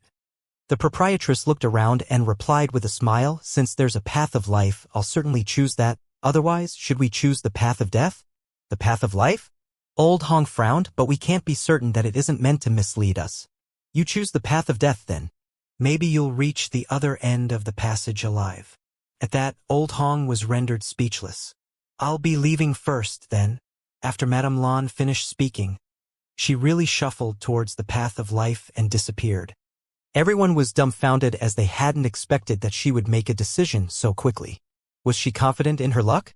Or had she discovered something but didn't tell them? Yuan Xiaoman hesitated for a moment before shouting, Big Sister Lan, wait for me. Then, she also followed Madame Lan and entered the path of life. After they were gone, half of the open heaven realm masters dashed towards the path of life as well. After all, they knew that she was from First In, which had a powerful background. Therefore, her decision should be the right one. Wei Kei and Tao Rongfang also left with them. Those who hadn't left were either doubtful or thought that Old Hong was right. If they could get out alive simply by choosing the path of life, what was the point of arranging the 8 paths of divination? What should we do? Old Hong turned to look at Zhang Qi and Ji Tianxing. Ji Tianxing snorted. I don't care what you all do. I'll leave right this instant. After he finished speaking, he directly shuffled towards the path of death, causing Old Hong's face to twitch. It seemed that Ji Tianxing was determined to choose the worst possible path, and it wasn't certain whether he would be able to reach the other end of the passage alive. Zhang Qi shook his head. Brother Tianxing is such a resolute man. I'm no match for him in this regard.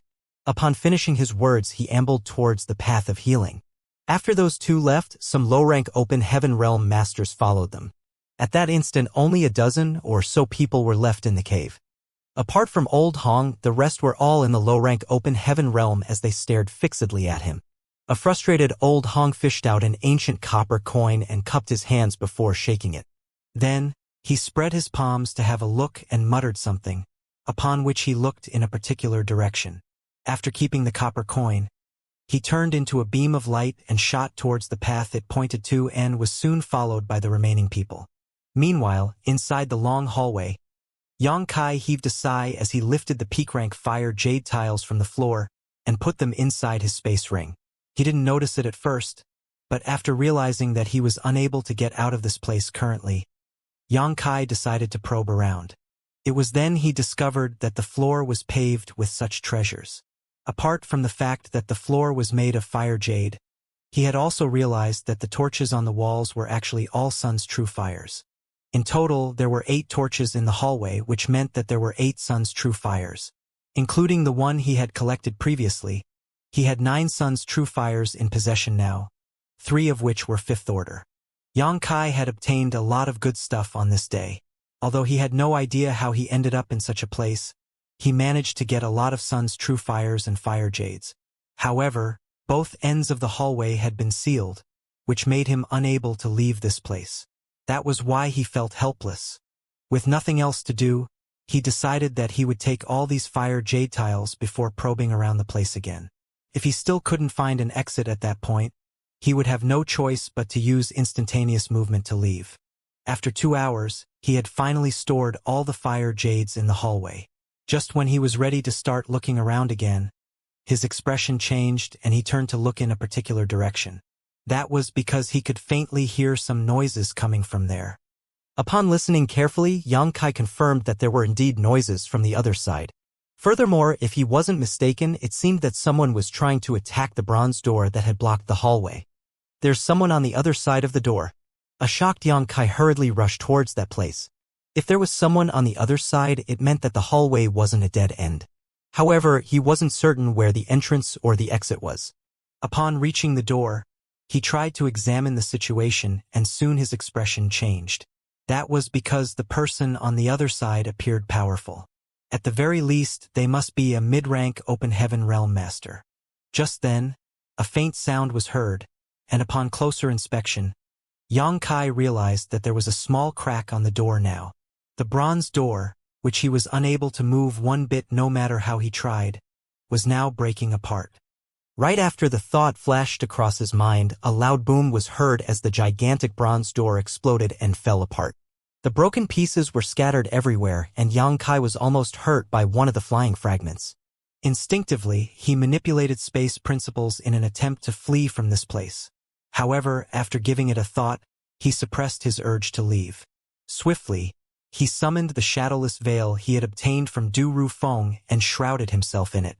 In the next instant, his figure disappeared from the spot. At the same time, he held his breath and concealed his aura. If he left this place at this point, it would be difficult for him to come back again. He was reluctant to leave before he at least saw the sun's true gold. Nevertheless, he was too weak now, so he didn't have the right to go against the open heaven realm masters. The only thing he could rely on was the shadowless veil. Du Rufeng had said that this thing was given to him by Duan Hai and that all cultivators below the mid-rank open heaven realm would never be able to discover it. As for mid-rank open heaven realm masters, they might neglect it if they didn't look carefully. Xianxia prayed in his heart that Du Rufeng had not inflated the worth of this artifact. If he was exposed in this place, he would have a hard time explaining himself. By then, he could only flee. After concealing himself, Xianxia hid behind a broken piece of the door, partially obscuring himself. Right after he was done with all that, he heard someone speaking cheerfully, "Big Sister Lan is too awesome." Following that, he heard a very familiar voice. "You won't get anything from flattering me." The voice of the first person was pleasant to the ears, while the voice of the second person was sweet and entrancing. Two very different feelings. Xianxia frowned as his expression turned awkward because the second voice sounded like that of the first in proprietress. Xianxia had stayed in First Inn for 4 months, and he would meet up with Jieyu and the others in the dining hall every 3 days, so he had seen the proprietress a few times. Even though they were not close to one another, they did chat once or twice. After giving it a thought, Xianxia realized that it wasn't so surprising for her to come to this place because First Inn was close to the Sunstar. The great forces from neighboring great territories had come over to have a look, so with First Inn being in this great territory, there was no way the proprietress would take no action. "It's not flattery, Big Sister Lan. You're really awesome. I truly admire you," the woman with a pleasant voice said before calling out to the others. "Do you guys agree with me?" "Yes. Yes. Yes." The others replied and flattered the proprietress. So many people. A stunned Xianxia decided to be extra careful. "Enough talk. Let's keep moving," the person Xianxia suspected to be the proprietress said before her curvy figure shuffled into the hallway. Xianxia took a peek and realized that just like what he had speculated, one of the women was the proprietress from First Inn. The proprietress stopped in her tracks and looked around for a bit before she suddenly stared fixedly in a particular direction as her eyes widened. It was as though she had just seen something inconceivable, and even her luscious lips parted slightly. The corner of Xianxia's mouth twitched as he secretly cursed Du Rufeng for lying to him. Du Rufeng had said that cultivators below the mid-rank open heaven realm had no hope of noticing this shadowless veil, while mid-rank open heaven realm masters would neglect it if they didn't look carefully. Now, it seemed that he was just spouting nonsense. Presently, the proprietress was staring right at Xianxia, so it was apparent that she had noticed him. An embarrassed Xianxia felt guilty as if he had done something wrong. It was too late for him to flee now, so he forced a smile at the proprietress and secretly cupped his fists in an attempt to plead with her to let him off. Just then, a pretty young girl dashed into the hallway and asked doubtfully, "What's wrong, Big Sister Lan? Did you discover something?" The proprietress looked away and shook her head. "No. There's nothing here. Let's keep moving forward." The young girl didn't suspect anything as she followed the proprietress. Following the two ladies, a group of people streamed into the hallway. Xianxia didn't dare to move a muscle because these people were all open heaven realm masters. Some of them even passed within arm's length of where he stood. Fortunately, he was hiding behind a broken piece of the bronze door, so as long as no one took that cover away, they would not bump into him. Naturally, these people scanned their surroundings upon entering the place, and soon Yang Kai realized that many people had even swept a glance over him but failed to notice his presence. After they were all gone, he heaved a sigh of relief. Now, it seemed that he had wrongly blamed Du Rufeng as the shadowless veil was truly useful. So many open heaven realm masters had passed by, but no one had noticed him. Now, he was wondering what the proprietress expression earlier suggested. Had she discovered him? He couldn't really tell anymore. Whatever the case, since she didn't expose him on the spot, he now owed her a favor. If he was exposed in that kind of situation, he would definitely suffer miserably. Just now, there were about 40 or 50 people who had entered the hallway. Yang Kai had even seen Wei Kei and Tao Rongfang, but the disciples of Great Moon Province were missing. After giving it a thought, Yang Kai realized that this wasn't so surprising. With so many open heaven realm masters around, the disciples of Great Moon Province would only become a burden if they had accompanied Wei Kei and Tao Rongfang. So the two elders must have told them to retreat. Yang Kai had chased after the sun's true fire, then he was sucked into this place by a vortex, so how did these people get here? Where exactly was this? Yang Kai gazed at the broken door and then shifted his attention in the direction those people had left. After pondering on it for a moment, he secretly followed them. A while later, he saw the same group of people from afar. Obviously, they were blocked by the bronze door at the other end of the tunnel. Booming sounds were heard as a violent force swept across the hallway. Apparently, the proprietress was trying to break down the door. Yang Kai was shocked by the fallout of her attacks. He had always known that the proprietress was powerful, but it seemed that she was actually stronger than he had expected. There was no way she was only in the 4th order open heaven realm. She must be a 5th order. So far, the only 5th order open heaven realm master Yang Kai had come across was Old Su. However, Old Su was killed after a failed attempt to get his revenge in Seven Wonders Land, so Yang Kai had never seen a 5th order open heaven realm master take action before. Now, he could experience it in person, and within 1 hour, cracking sounds could be heard again. Yuan Xiaoman shouted, "Keep going, Big Sister Lan. The door will fall apart soon." An irked proprietress bellowed, "If you have the time to shout, why don't you lend me a hand?" Yuan Xiaoman giggled, "I'm too weak, so I'd better not embarrass myself in front of Big Sister Land."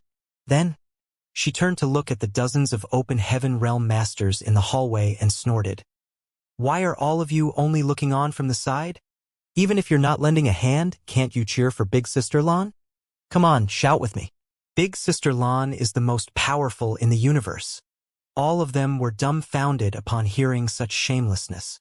These open heaven realm masters were all leaders in their respective great forces, making them famous at least in the surrounding great territories.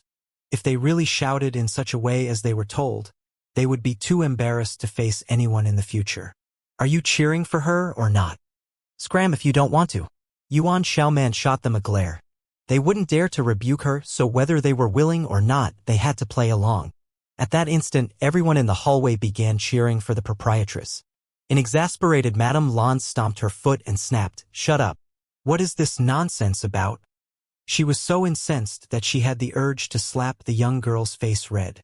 After they were spared from further embarrassment, the crowd quickly kept their mouths shut. Worried that Yuan Xiaoman would make a scene again, Madame Lan decided to fully use her power as she landed several palms on the door. Following the booming sounds, the bronze door broke apart. Ignoring Yuan Xiaoman, she dashed on ahead, but she became rooted to the spot when she saw what was in front of her. Yuan Xiaoman, who was following her closely, crashed into her back, covering her forehead. She complained, "Big Sister Lan, why did you stop all of a sudden?" Noticing Madame Lan's expression, though, she followed her gaze and froze on the spot as well. Her lips parted, and she couldn't say anything for a long time. After all the other open heaven realm masters rushed into this place, they became fixed on the spot as though someone had used a binding technique on them. No words could describe how flabbergasted they were. Noticing the anomaly, Yang Kai also darted over, and when he saw what was in front of him, his pupils contracted. In front of everyone's eyes, there was a 10 meters tall, all-black three-legged exotic bird standing on a platform inside a scarlet light barrier. Despite the fact that it had spread its wings, it remained unmoving. However, an imposing pressure continuously radiated from its body. All of them at the scene, regardless of their cultivation, couldn't help but realize how weak they were when they stood before this beast. The dozens of open heaven realm masters, including Madame Lan, who had rushed into the hall, were rooted to the spot. Although there were many people in the hall, the place was completely silent. The imposing pressure felt like an entire world was pressing down on their bodies, making it difficult for them to breathe and causing their vitality to churn. Only after a long silence did someone finally say in a hoarse and shaking voice, "Golden Crow." It was rumored that a mature Golden Crow was able to kill high-rank open heaven realm masters like they were ants. No one wasn't terrified of such a ferocious existence. Furthermore, forget high-rank open heaven masters, there were only a small number of mid-rank open heaven masters among these people. They had practically barged into the Golden Crow's nesting chamber without its permission. If they infuriated the beast, no one would be able to survive. At this life or death moment, many of them regretted coming to this place and wished for nothing more than to immediately leave. However, as they were engulfed in the beast's pressure, no one dared to move a muscle. "What are you afraid of?" a person suddenly bellowed. "The Golden Crow is already dead." Although his voice was loud, it seemed that he was just trying to rally his courage rather than state a fact. Upon his reminder, all of them turned to look at the Golden Crow and examined it. As expected, the beast was just standing there. Although its eyes still appeared vigorous, it remained unmoving all this time. It didn't even react to the fact that so many people had entered its room. "The Golden Crow is indeed dead." Madame Lan nodded as she couldn't detect any vitality from the beast. She was stumped when she entered the room just now. Her mind had turned blank when such a horrifying being came into her view all of a sudden. But upon calming down a bit, she took a proper look at the beast and then set her mind at ease. Before coming to this place, they had already hypothesized that the reason the sun star was going out was that the Golden Crow was dying. Now that the sun's fire had been put out, it also meant that the Golden Crow had passed away. However, judging from the carcass's appearance, it seemed that it hadn't been a long time since it perished. Of all the people at the scene, Madame Lan was the most powerful by far. Since she had said so, the others also set themselves at ease as the sounds of their breathing and pounding hearts reverberated around the hall. Xianxia, who had been hiding beneath the shadowless veil in the rear corner, licked his dry lips. There was an admiring look on his face as he gazed at the carcass, which was engulfed in a crimson light barrier. Just its corpse was able to give off such an immense pressure, so it was unimaginable how mighty the Golden Crow was when it was still alive. What about the Dragon Clan then that was ranked higher than the Golden Crow? Now, it seemed that his dragon source still had immense untapped potential. Xianxia figured at this moment he hadn't even unlocked 10% of his source's full power. Moreover, upon reaching this place, he could clearly feel that his Dao seal had become restless, as though something had caught its attention, something it was craving. Following his instincts, Xianxia gazed at a platform at the head of the hall and realized that there were 4 red crystals arranged at its corners. Sun's true gold. Xianxia wasn't the only one who had noticed this. Since their lives were no longer at risk, they had the time to examine their surroundings, and the red crystals on the platform immediately caught their attention. They had never seen Sun's true gold before, but when the forearm-length red crystals came into their sight, they were certain that these were the legendary Sun's true gold. It had been a few days since the Open Heaven Realm Masters started exploring the Sun Star, but they hadn't come across any Sun's true gold during that time. They had all obtained some Sun's true fires, but their value wasn't comparable to that of the Sun's true gold, which was a 6th-order material at minimum. There could even be 7th-order or 8th-order Sun's true gold. At that instant, all eyes turned bloodshot. One figure dashed forward and pounced at one corner of the platform. Seeing that, over 10 figures followed suit and headed towards different corners. Yuan Xiaoman, who had been sticking close to Madame Lan, snorted, "What a bunch of fools!" Madame Lan sighed. "Men die for wealth just as birds die for food." Soon, a shocking shriek was heard. An Open Heaven Realm Master, who was the first one to dash towards the platform, was sent flying backwards as his right hand was engulfed in flames. No matter how hard he tried, he couldn't put out the fire, and the nauseating smell of his burned flesh soon permeated the hall. Following that, the fire soon expanded and reached his arm. A myriad of expressions came over that man before he resolutely drew out his sword and slashed down. A sword light flashed across everyone's eyes as blood spurted out of the fresh wound. Following a grunt, an arm fell to the ground with a thud. Right in front of everyone's eyes, the fire soon turned the arm into ashes, making their faces turn pale. Upon seeing that this man had suffered such a loss, the others, who were eager to make a move just now, didn't dare to go forward again. 2 of the more than 10 people who had dashed forward earlier suffered from the same fate as they were forced to cut off their arms to save their own lives. A solemn Yuan man said, "It's the Golden Crow's true fire." Madame Lan nodded her head as she gazed at the red light barrier. It seems that the Golden Crow cast a barrier around its treasure before its death. If we don't break the barrier, we'll never be able to get the sun's true gold. Big Sister Lan, do you have a solution? Yuan man asked. Madame Lan frowned and gave it a thought. I can give it a try, but I can't do it on my own. Why don't we join forces then? After that you can take 70% while I'll get 30. Yuan man appeared excited. Even though there were not many sun's true golds on the platform, there were still 8 pieces in total. Even if she only got 30%, she would still get 2 or 3. Just one piece of such a treasure would make her rich beyond her wildest dreams, not to mention if she could get 2 or even 3. However, Madame Lan shook her head. We're not strong enough. Let's wait for the others. We'll only stand a chance if we all make a move together. You mean Old Hong and the others? Yuan man was shocked. They've gone in different directions, so it's not certain whether they're still alive. They had chosen the path of life and hadn't come across any danger along the way. Nevertheless, the others might not be as lucky as they were. Just then, the voice of Old Hong could be heard from behind. This old master is a fortunate man. Of course I'm still alive. Yuan man turned around and saw Old Hong strolling towards them. He was followed by a few open heaven realm masters. However, they all appeared to be in a terrible state as they had varying degrees of injuries. Some of their robes had even been dyed crimson.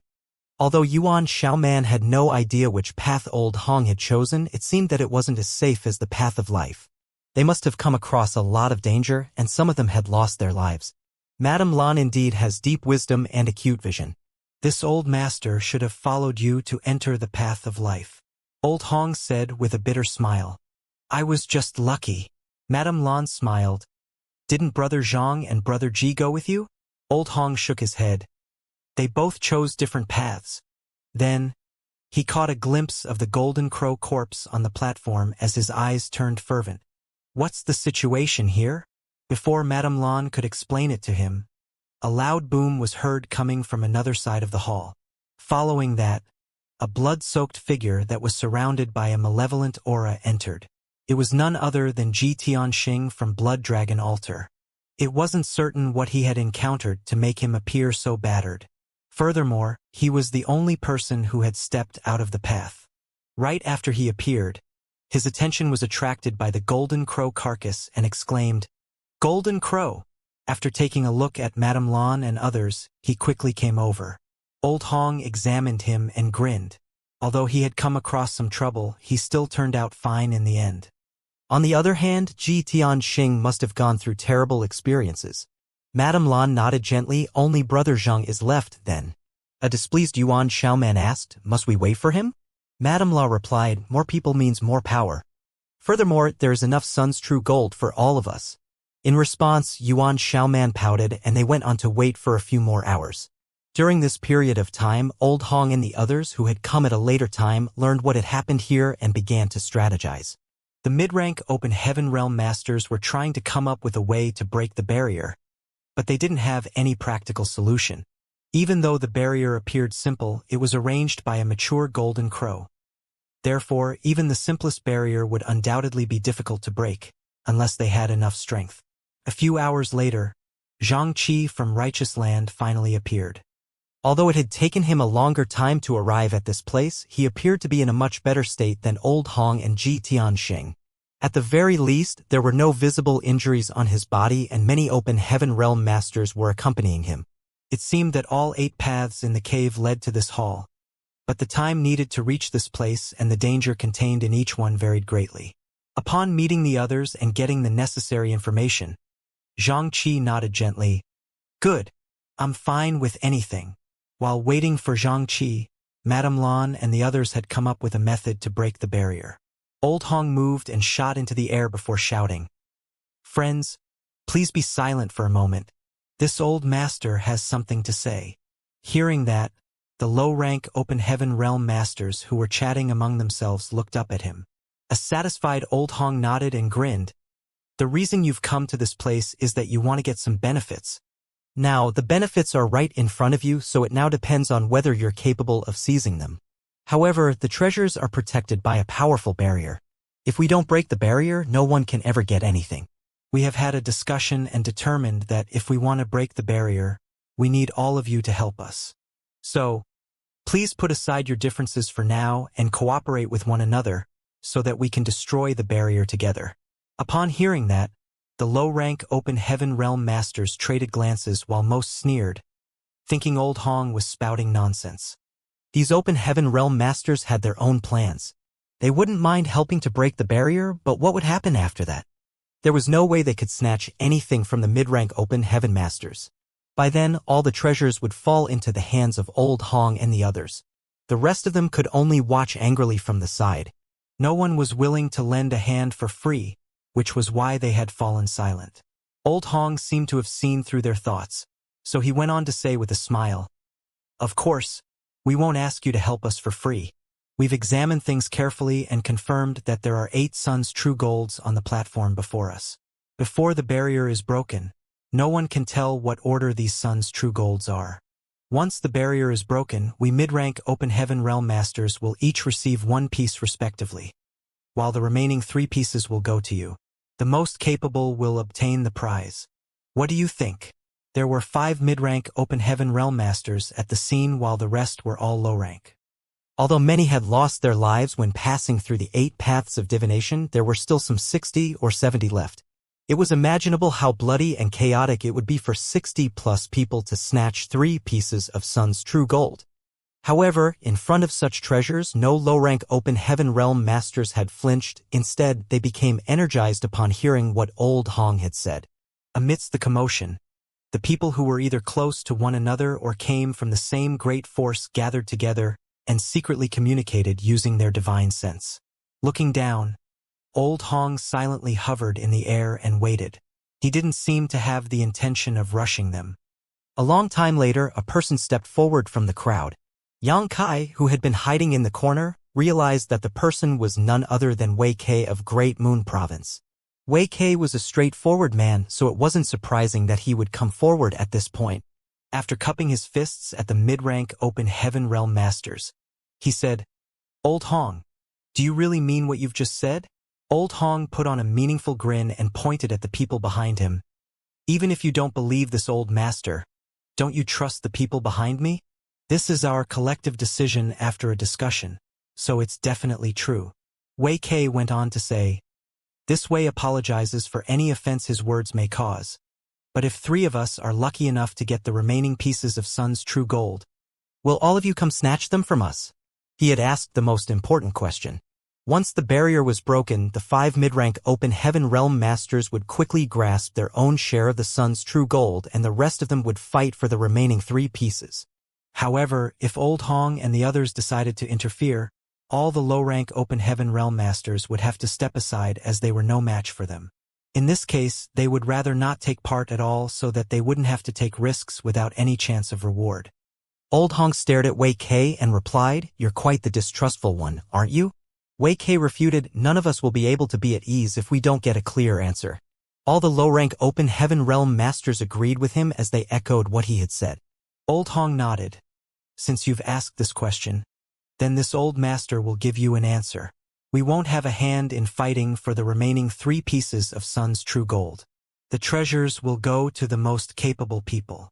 How do you guarantee that? Wei Kai asked again. A tinge of anger flashed across Old Hong's face and he snorted. Is this old master's word not good enough for you? So many people here have heard what I've said. Can I even go back on it now? There's nothing we can do if you decide to go back on your word. A person suddenly said. Who just spoke? I dare you to come forward. Old Hong bellowed. The person's voice was elusive, so it was apparent that he had used a secret technique when speaking. With so many open heaven realm masters around, Old Hong was unable to accurately locate this individual, which was why he had a long face. Just then, Madame Lan stepped forward and looked smilingly at the crowd. I will give you all a promise on behalf of First In. When the time comes, we will only take our share of the sun's true gold and will not attempt to snatch the remaining pieces from any of you. The low-rank open heaven masters all relaxed greatly upon hearing this, and Wei Kei cupped his fists. Since Madame Lan has given us her promise, we have no more doubts. All of them had complete trust in First In. Seeing this, Old Hong appeared slightly displeased as they made him look like he was someone who would go back on his word. Even though he indeed had such intentions before, there was no way he could act upon them now. Madame Lan had given a promise on behalf of First In. So if he still decided to snatch the sun's true gold from them, it would give Madame Lan an excuse to act against him. He was wary of her because he wasn't sure what order she was in. He could tell that she was at least a fifth-order open heaven realm masters, so there was no way he could defy her. After a snort, Old Hong said, "Since there are no more questions, this old master expects you all to cooperate fully when the time comes. If anyone doesn't agree with this arrangement, get the hell out now. Otherwise, this old master doesn't mind showing you the exit." As he swept a cold glance over them, the low-rank open heaven masters started communicating with one another again. Some people decided to leave, thinking that it was too big a risk to take. Although each piece of sun's true gold was extremely valuable, they might not even be able to bring one out while losing their lives in the process. With 60 to 70 people trying to snatch 3 pieces of sun's true gold, many would die in the process. Soon, more than 10 people had left. After waiting for over 10 breaths, Old Hong nodded. "Go now if there's anyone else who wishes to leave. Otherwise, we will begin." Certainly, those who had decided to stay didn't have the intention of leaving. Madame Lan came forward then and explained how they would break the barrier. Then, under the leadership of the 5 mid-rank Open Heaven Realm Masters, the low-rank Open Heaven Realm Masters surrounded the platform and formed a simple pentagonal formation. Basically, they were going to use brute force to break the barrier, which was why the stronger cultivators needed the help of so many low-rank Open Heaven Realm Masters. Otherwise, the mid-rank Open Heaven Realm Masters would have taken the remaining 3 pieces of sun's true gold as well. After they stood on their respective formation nodes, they started adjusting their world force. Xianxia felt helpless as he was looking from afar. Countless ideas had flashed across his mind, but he had overruled all them. Strength was the only factor that truly mattered if he wanted to snatch the treasure at this point. However, he had only condensed his Dao seal. In front of so many Open Heaven Realm Masters, any scheme he thought up would be useless. Xianxia was extremely anxious. Even though he wasn't sure what order those pieces of sun's true gold on the platform were, one of them must be 7th order. If he could get one piece for himself, he could start condensing his fire element. Nevertheless, it was a cold, hard truth that he was weak. Even if he used space principles to snatch a piece of sun's true gold, he wouldn't be able to leave this place alive when the others made a move on him together. Even his half-dragon form couldn't protect him from such an onslaught. Could he only watch on the side? He was unwilling. Looking from afar, he realized that Madame Lan secretly took a glance in his direction, but she just as quickly looked away. After all, Xianxia was too weak to be worth her attention. She must have discovered him back in the hallway, and the reason she didn't expose him was that his presence made no difference either way. Just when Xianxia felt sorrowful over his low cultivation, the pentagonal formation activated. The 5 mid-rank Open Heaven Realm Masters took charge of each node respectively, while about 10 low-rank Open Heaven Realm Masters were behind each of them. World force undulated as these Open Heaven Realm Masters gathered their strength. Every Open Heaven Realm Master had their own small universe, so they could activate world force on their own without borrowing it from a universe world. After they made a move, there seemed to be dozens of worlds that were colliding with the barrier as booming sounds rang out. The violent force was able to flip the heavens and earth before shattering them to pieces. There was an admiring look on Xianxia's face as he envisioned how powerful he would be when he made a move as an Open Heaven Realm Master in the future. The mid-rank Open Heaven Realm Masters were fairly powerful, so with them in charge of the formation, they were able to unite everyone's strength and concentrate it on their target, ensuring that only minimal fallout was released into the surroundings. If not for this, Yang Kai would have been exposed even though he was shrouded in the shadowless veil. Rumbling sounds were heard as the entire world seemed to be shaking. Ripples spread around on the crimson light barrier on the platform as though countless stones had been thrown into a still lake. The gap between their powers was soon revealed. There wasn't much difference between the low-rank Open Heaven Realm Masters who assisted in breaking the barrier, but it was pretty conspicuous for the mid-rank Open Heaven Realm Masters. Yuan Xiaoman was the first to appear exhausted as her face had turned pale. She hurriedly fished out some spirit pills from her space ring and stuffed them into her mouth to supplement her strength. Ji Tianxing, Zhang Qi, and finally Old Hong followed suit. It was now that the first in proprietress, Madame Lan, showed her strength. Since they began breaking the barrier, the expression on her face had never changed, and she hadn't used any pills to restore her energy. It was as though she was able to keep expending her world force at this rate forever. Yang Kai observed everything from afar and realized that the proprietress would steal a glance at a particular spot on the platform from time to time. He didn't understand it at first, but he soon realized that the sun's true gold over there must be of a higher order. With the barrier in place, no one could tell the quality of these sun's true golds. Nevertheless, everyone had their own speculations. The fact that the proprietress had been paying close attention to that particular sun's true gold suggested that she believed it was the best one. After the barrier was destroyed, she would immediately snatch it. Furthermore, there was one thing that bothered Yang Kai. Compared to the sun's true gold, the golden crow corpse was even more valuable. The carcass was perfectly intact, so its value was incalculable. They had only discussed distributing the sun's true gold, but no one had mentioned the golden crow itself. He was certain that the corpse would ignite a fierce competition between the top masters present. The other 4 mid-rank cultivators might even join forces to snatch the corpse from the proprietress. Whatever the case, it all had nothing to do with him because he was too weak. Fortunately, it had been a fruitful trip for him as he had obtained 9 sun's true fires, 3 of which were 5th order. Therefore, Yang Kai just regarded the sight before his eyes as a good show to broaden his horizons. With this thought in mind, he was able to set himself at ease. As time passed, except for Madame Lan, the other Open Heaven Realm Masters, including the 4 mid-rank cultivators, had consumed numerous pills. Their effort wasn't futile, however, as the crimson light barrier on the platform had become visibly dimmer. At this rate, it would take them 1 or 2 hours to completely shatter the barrier. As hope was right in front of them, Old Hong shouted agitated, "Everyone, don't hold back your strength. This barrier will break soon." Certainly, his reminder was not needed as everyone could see the transformation the light barrier had gone through. Nevertheless, they still had to reserve some energy as a chaotic struggle was bound to break out after the barrier was broken. Otherwise, the barrier would have been broken already. 1 hour later, the light barrier on the platform had become extremely thin, as though it would collapse at any moment. At this point, the low-rank Open Heaven Realm Masters no longer appeared united as they were all looking around warily. It was as if everyone at the scene was their competitor. Some of them had even readied themselves to make a move at any moment. "Focus!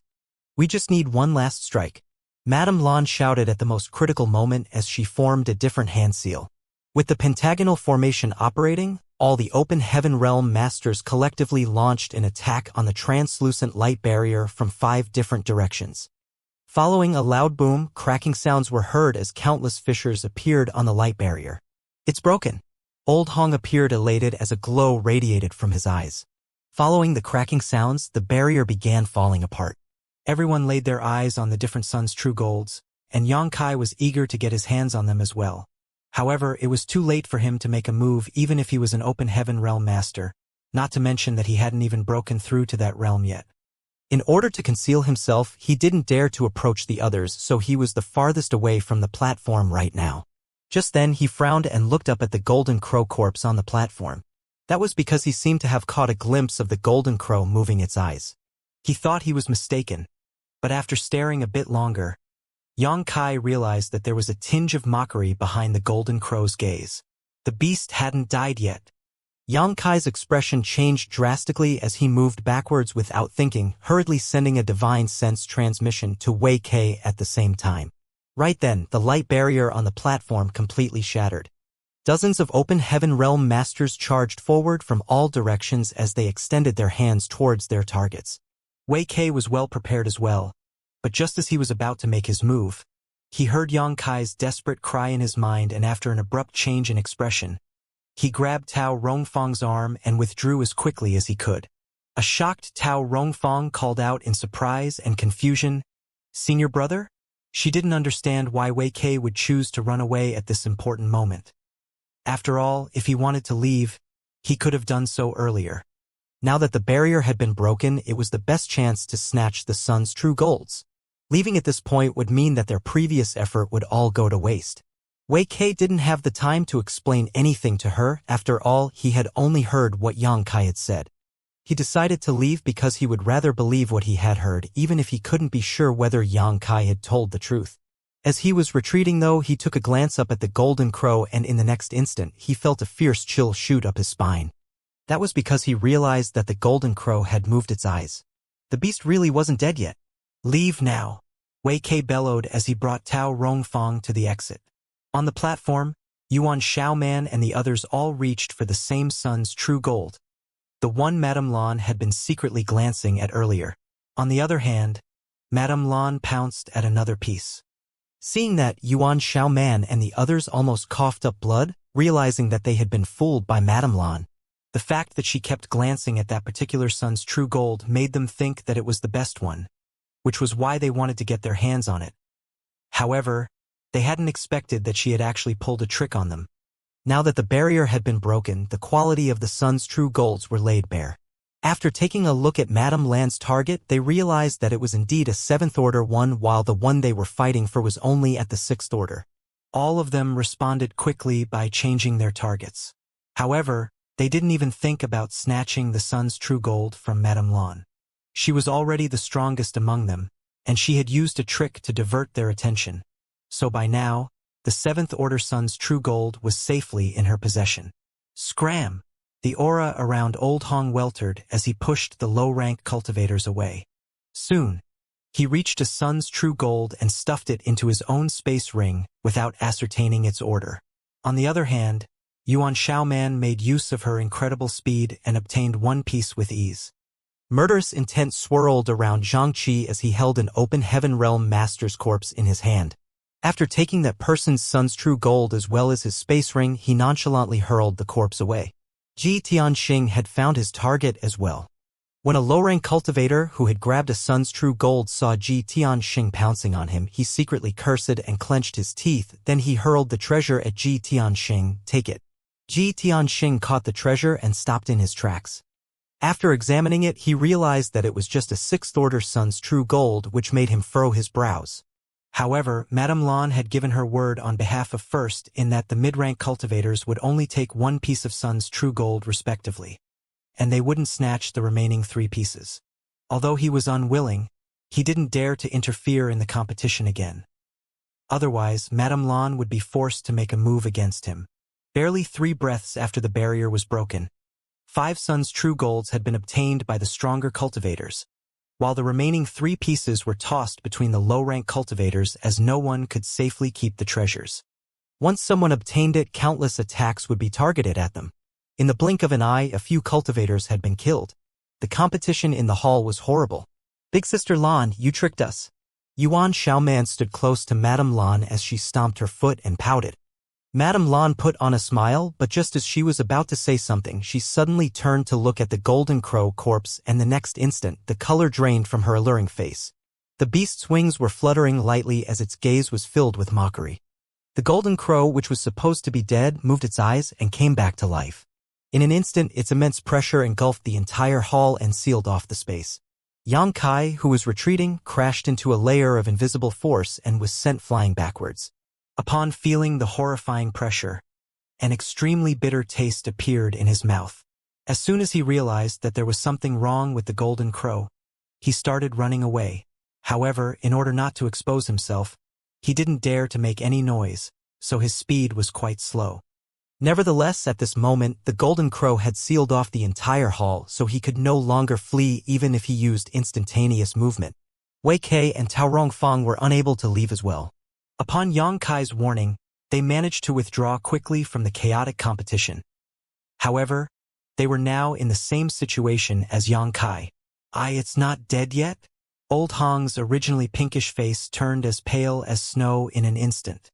Ji Tianxing, Zhang Qi, and Yuan Xiaoman also wore looks of horror. Even though they were mid-rank open heaven cultivators, they could do nothing but shudder under the Golden Crow's pressure. Even the mid-rank cultivators were rooted to the spot, let alone the low-rank ones. As the Golden Crow's pressure permeated, the hall, which was hustling with noise a moment ago, instantly fell silent. The low-rank cultivators were unable to move, nor were they able to use their strength smoothly as though a few worlds were pressing down on them. The low-rank cultivators on the platform widened their eyes in horror as the Golden Crow lightly raised its claw and slashed at them. After their vision darkened, they were no longer able to feel anything. It was rumored that a Golden Crow was able to kill open heaven realm masters like they were ants. But it wasn't until this moment that these people realized how accurate that rumor was. With just one claw, all the low-rank cultivators before it were ground into paste without even being able to resist. Although they were only in the low-rank open heaven realm, they were still considered fairly powerful. After casually killing a few people, the Golden Crow swept a glance over the others with its golden eyes. Its stare made everyone feel like their soul had left their body.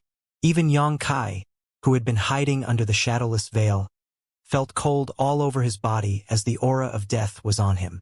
The Golden Crow raised its wings and stirred up a fierce astral wind, which caused everyone to stagger backwards. The low-rank cultivators closest to the beast started bleeding as their flesh separated from their bones. At the same time, the glow on the Golden Crow's body became brighter as a scorching aura spread out. Following a great screech, the light exploded and illuminated the entire hall, blinding everyone within. The Golden Crow seemed to have turned into a miniature sun as its Golden Crow's true fire, which was able to burn down everything in existence, swept out across the hall. It's over. That was the thought everyone had at that instant. They had experienced the power of the Golden Crow's true fire before, so the low-rank cultivators knew they were completely powerless to resist. As soon as they came into contact with the fire, they would be reduced to ashes. Now that the Golden Crow had fully unleashed its true fire, none of them would be able to parry it. Furthermore, there was nowhere they could hide as this was a wide-area indiscriminate attack. The dazzling light only lasted for a moment before it dissipated, taking the terrifying energy fluctuations with it. The astounded crowd turned around only to see an artifact that looked like an umbrella hovering before the platform. There were intricate patterns on the light green umbrella as it gently twirled, an abstruse power exuding from it. It was this umbrella that had blocked the Golden Crow's dazzling light, shielding everyone from its horrifying power. Presently, Madame Lan was trembling in midair as she rapidly formed a set of hand seals. It wasn't until this moment that her true power was exposed to them. Sixth Order Open Heaven Realm, Old Hong exclaimed. The Sixth Order was already the upper limit of the mid-rank Open Heaven Realm, just one step away from the high-rank Open Heaven Realm. There were only a small number of high-rank Open Heaven Realm Masters in existence. Although they had always known that Madame Lan was formidable, it wasn't until this moment that they realized that she was a Sixth Order Open Heaven Realm Master. The umbrella that had shrouded the platform and saved everyone's lives was undoubtedly summoned by Madame Lan. Only she could possess such a powerful artifact capable of blocking the Golden Crow's attack. Upon escaping from death's door, everyone was elated and scrambled towards the exits in an attempt to leave the hall. Old Hong and the others were doing the same. Seeing this, Xianxia clenched his teeth as he cursed these people for their foolishness. Right now they should be joining forces to deal with the Golden Crow instead of fleeing. He would have fled if he could instead of staying in this place until now. But as expected, the entire hall was completely sealed off, so none of them could leave. I can't hold on any longer. Madame Lan clenched her teeth and yelled, appearing to be struggling desperately. A flicker of fire penetrated the umbrella and formed a hole in it. As the fire expanded, the hole also became larger. Besides that, the light of the umbrella swayed and rapidly became dim. Madame Lan stared at her artifact with a gaze filled with sorrow and reluctance. This treasure was given to her by a senior from her former sect, and it could even easily parry a high-rank Open Heaven Realm Master's attack. However, she had never expected that the artifact would be destroyed on this day. Compared to the 7th Order Sun's true gold she had just obtained, she wasn't even sure whether she had made a gain or suffered a loss. It was pointless to think about it now, however. While she was lost in her thoughts, a loud boom was heard as the umbrella exploded. The dazzling light, which was shielded earlier, filled everyone's vision again as the scorching power permeated the hall. Shrieks were immediately heard as the cultivators closest to the platform started burning and turned into fireballs in an instant. No matter how hard they tried, they were not able to put out the Golden Crow's true fire on their bodies. The ones further away from the platform were luckier, but they also had to use all their strength to resist the expanding flames. The world force undulated as the different illusory phantoms of small universes appeared behind these cultivators. Realizing that he was in mortal danger, Xianxia hesitated between using his sealed world bead, 6 Fated Paths bag, and Mountains and Rivers bell for a moment. After making a decision, he snuck into 6 Fated Paths bag and summoned the Mountains and Rivers bell to cover it. With 2 layers of protection in place, he felt much safer. The next instant, his heart shook violently as though someone had landed a heavy blow on his chest. With his vitality churning, he felt like he was going to cough up blood, causing him to realize that the Mountains and Rivers bell must be severely damaged, resulting in him suffering a backlash. Fortunately, the raging Golden Crow's true fire lasted only 10 breaths of time. Presently, corpses could be seen lying all over the floor. Half of the Open Heaven Realm Masters had been killed, burned to death by the Golden Crow's true fire. As for the ones who were not dead, they were all injured and had gone completely pale. This was the result of Madame Lan using her artifact to block the initial attack. Without the umbrella containing the raging Golden Crow's true fire, all of the low-rank cultivators would have been killed by now. It was also thanks to her umbrella weakening the power of the Golden Crow's true fire that so many were still alive. The mid-rank cultivators were fine, but their expressions were still filled with fear. Faced with a powerful Golden Crow, no one had the courage to confront it. In the corner, Xianxia quickly left the 6 Fated Paths bag and covered himself with shadowless veil to conceal himself again. Fortunately, it was so chaotic in the hall just now with everyone desperate to save themselves that no one had noticed him. Otherwise, he would have been pretty conspicuous as the only Emperor Realm cultivator in this place. After a glance, Xianxia felt his face twitching as he appeared heartbroken. His Mountains and Rivers bell was practically destroyed. Its surface completely melted as most of its spirituality had been lost. Unless he could find someone to repair it and then nurture it for a long time, it couldn't be activated again. He had never expected that this ancient exotic artifact, which had been by his side since his trip to the Shattered Star Sea, would be destroyed in this place. Even though he had psychologically prepared himself for it, he still felt heartbroken when he was faced with the truth. Nevertheless, he had no other choice in that kind of situation earlier. He wasn't certain how powerful the Golden Crow's true fire would be when it reached him, so he didn't dare to hide inside the sealed world bead. That was because once he did that, the sealed world bead would be exposed in the hall and subject to the Golden Crow's true fire. He couldn't be sure whether the sealed world bead would be fine after it was struck by such flames. If anything happened to the bead, his medicine garden would be gone for good. Furthermore, Mu Zhu and Mu Lu were still living inside it. Therefore, hiding inside the 6 Fated Paths bag was his best option. To be safe, he also decided to summon the Mountains and Rivers bell and covered the bag. Now, it seemed that his decision was right. Compared to the other injured cultivators, he was practically fine besides some backlash he had suffered after his artifact was destroyed. The ancient exotic artifact, Mountains and Rivers bell, had reached the end of its life. Xianxia could only console himself in such a way. However, it wasn't the time to be sorrowful. The Golden Crow had come back to life after feigning death, so he was still in grave danger. If he couldn't flee from this place, he would end up dead as well. Looking around, he realized that Wei Kei and Tao Rongfang were hiding in a far corner. Despite their pale faces, they seemed to be in excellent condition as there were no injuries on their bodies. It must have something to do with the fact that Xianxia had warned them earlier. When the barrier around the platform was broken, everyone else charged forward, while Xianxia, Wei Kei, and Tao Rongfang retreated. When the Golden Crow's true fire erupted, the people closest to the platform were the most affected, while the flame's power weakened as it expanded. Should I join them? If Xianxia had 2 open heaven realm masters as his companions, he would stand a better chance of surviving. Right after the thought flashed across his mind, a murderous intent permeated from the center of the hall. A horrified Xianxia turned his head, only to see the Golden Crow standing on the platform. The beast was staring fixedly at Madame Lan with its golden eyes, its gaze filled with endless hatred. Apparently, the beast was aware that Madame Lan had ruined its plan.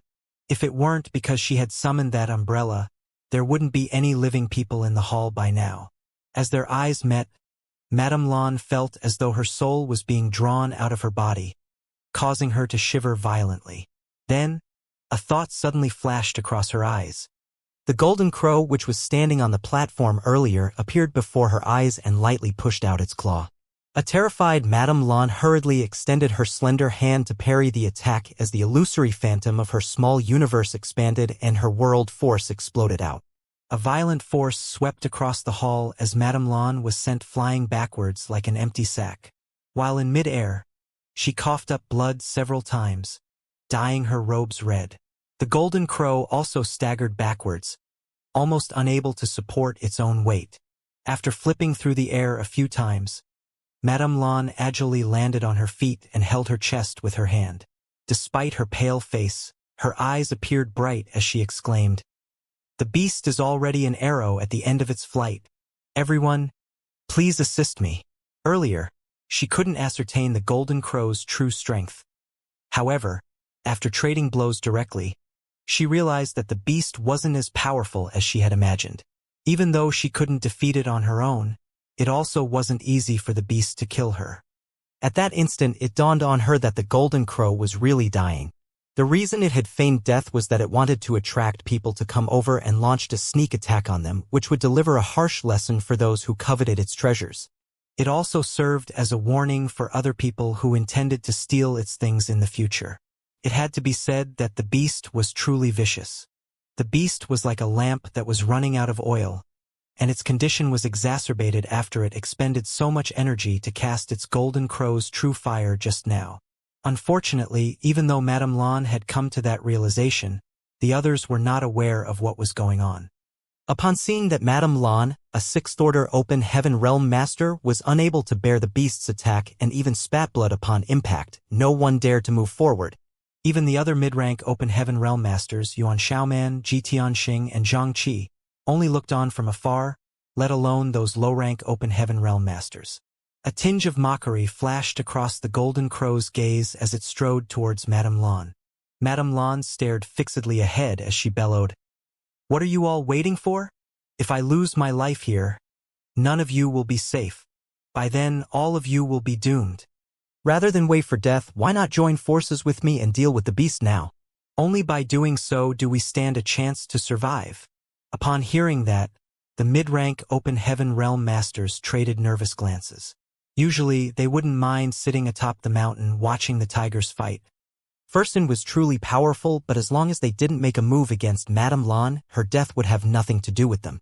However, if Madame Lan, who was the strongest among them, lost her life at this point, none of them would be able to face the Golden Crow. By then, just like what Madame Lan had said, they would be killed by the beast like ants. While the mid-rank cultivators were still hesitating, 2 figures shot forward from the corner of the hall and landed beside Madame Lan. They were none other than Wei Ke and Tao Rongfang. Wei Ke said, "Madame Lan, we'll assist you." Madame Lan gave him a grateful look and nodded gently, "Many thanks to you and your wife." Besides possessing courage, it was clear they also had trust in Madame Lan as they were the first ones to step forward at this moment. Tao Rongfang stole a glance at Wei Ke and started blushing furiously, but she didn't explain their relationship to Madame Lan. In her heart, she thought that even if she had to lose her life today, as long as she was together with this man she loved, it was worth it. "Big Sister Lan, I'll help you as well," Yuan Xiaoman shouted and darted towards them. Old Hong, Zhang Qi, and Ji Tianxing nodded before they appeared beside Madame Lan. With the help of the mid-rank open heaven realm masters, Madame Lan set her mind at ease and wore a smile. "You'll not regret your decision." Old Hong shot a cold glance over those low-rank cultivators who were still hesitating, Then he said grimly, "If you want to survive, come and help us defeat this beast. If any one of you dares to play tricks, this old master will kill you even if the golden crow doesn't." It had to be said that deadly threats were more useful than benevolent requests at this point. At the very least, after Old Hong threatened them, these low-rank cultivators shuffled forward even though they were still reluctant. At that instant, the Golden Crow was surrounded by the surviving Open Heaven Realm Masters. The Golden Crow stopped in its tracks and looked around with a tilted head. There was no doubt that it was infuriated by the situation it was in. As the beast raised its wings and cried out, the astral wind, which could cut through gold and jade, surged at the cultivators from all directions. The Open Heaven Realm Masters hurriedly fended it off as clanging sounds were heard. "Today, we either kill this beast or die trying." Madame Lan took a deep breath as her chest heaved. Then, she raised her hand and summoned a silk ribbon. "Everyone, follow my lead." She knew that this kind of impromptu group was weak to pressure, and if she couldn't show them there was hope, none of them would have the guts to make a move against the Golden Crow. Therefore, she had to take the initiative so that the others became aware of the condition the Golden Crow was in. The silk ribbon could be seen whipping about as the illusory phantom of a small universe flickered behind the agile Madame Lan.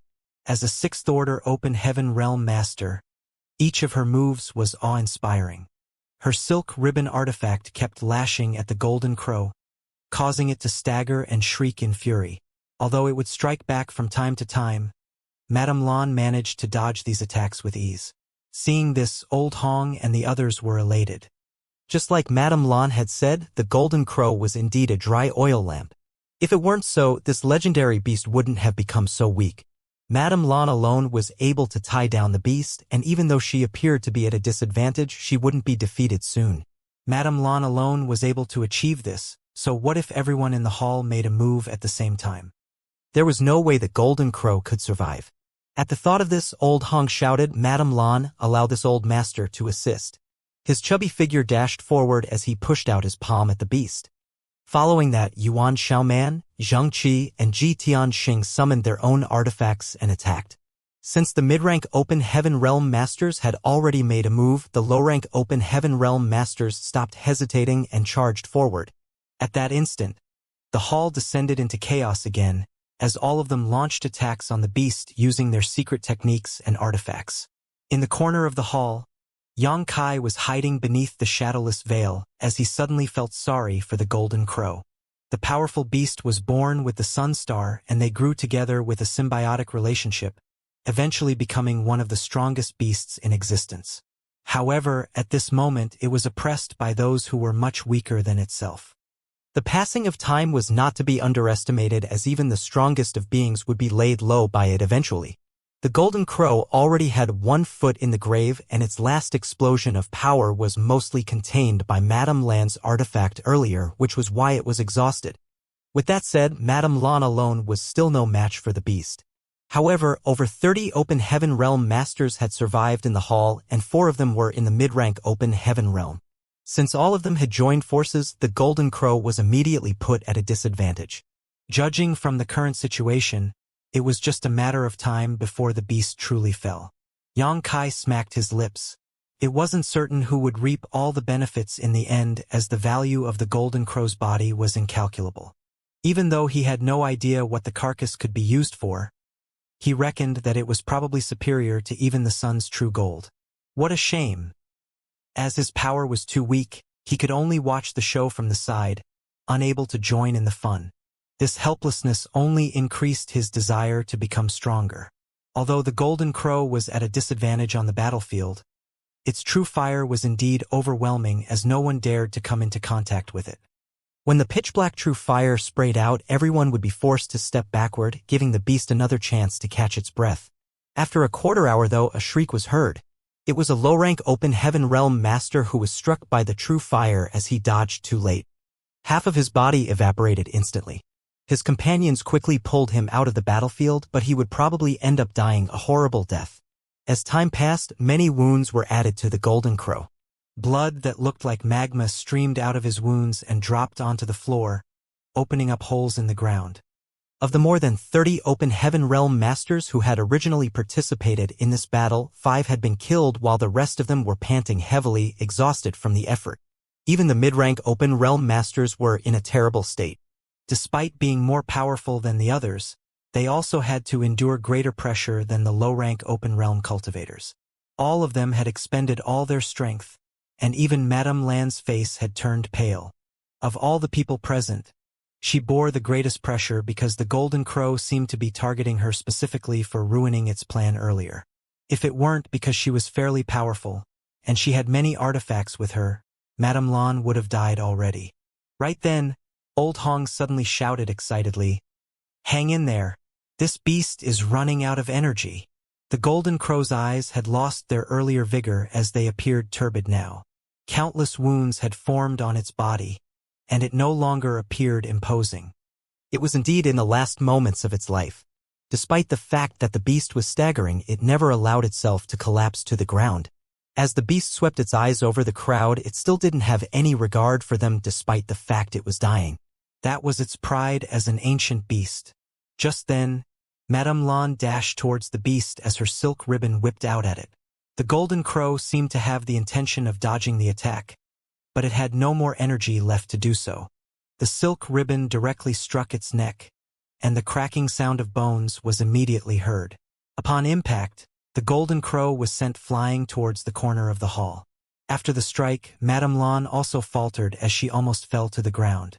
With a loud boom, the Golden Crow fell to the floor and slid forward for a long time before finally stopping. Despite that, no one had the guts to go over and check it.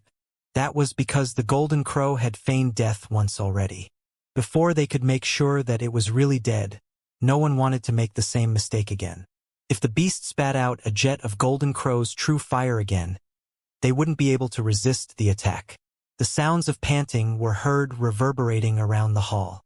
At the same time, all of them fished out spirit pills from their space rings and stuffed them into their mouths, hurriedly refining them to restore their energy. Right in front of everyone's eyes, the Golden Crow remained unmoving on the ground. Meanwhile, Yang Kai, who had been hiding the whole time, felt his face twitching as he silently cursed. This couldn't be helped as the Golden Crow was just one step away from him. He had never expected that Madame Lan would push the beast towards him with her final blow. Yang Kai found himself in quite the awkward position as it was too late for him to leave, and everyone's attention was now focused on that spot as they scanned the beast with their divine senses. If he moved now, he would be exposed. What should I do? If the Golden Crow is really dead, those guys will come over to check it and snatch it. I'm very close to the beast, so I probably can't hide myself from the mid-rank Open Heaven Realm Masters once that happens. How should I explain myself if they ask me what I'm doing here? While he was in a dilemma, the Golden Crow in front of him suddenly moved. Then, in a slow and firm manner, it got to its 3 feet. Yang Kai felt a sense of coldness rising within him as goosebumps rose all over his body. Even though the Golden Crow appeared battered, it could still kill Yang Kai as easily as an insect.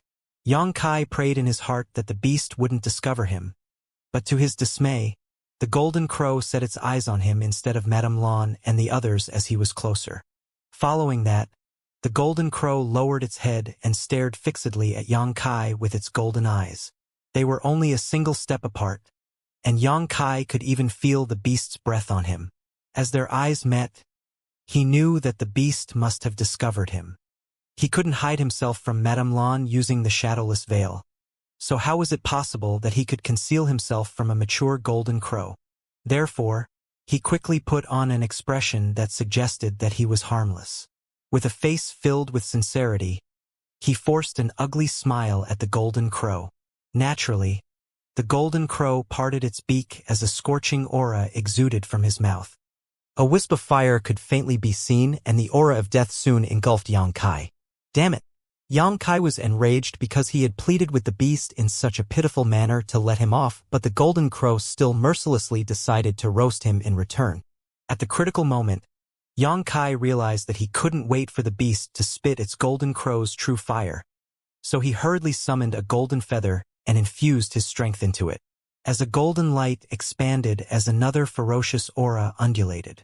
From a nearby spot, the expressions of Madame Lan and the others, who were vigilantly watching the Golden Crow get up, changed drastically. They were wary that the Golden Crow would use the same trick of playing dead. But now, it seemed that even though they hadn't managed to kill him with the last strike, the beast was indeed on the brink of death. However, why had a ferocious aura appeared all of a sudden at this point? As their eyes trembled, they saw a golden chicken expanding right in front of their eyes.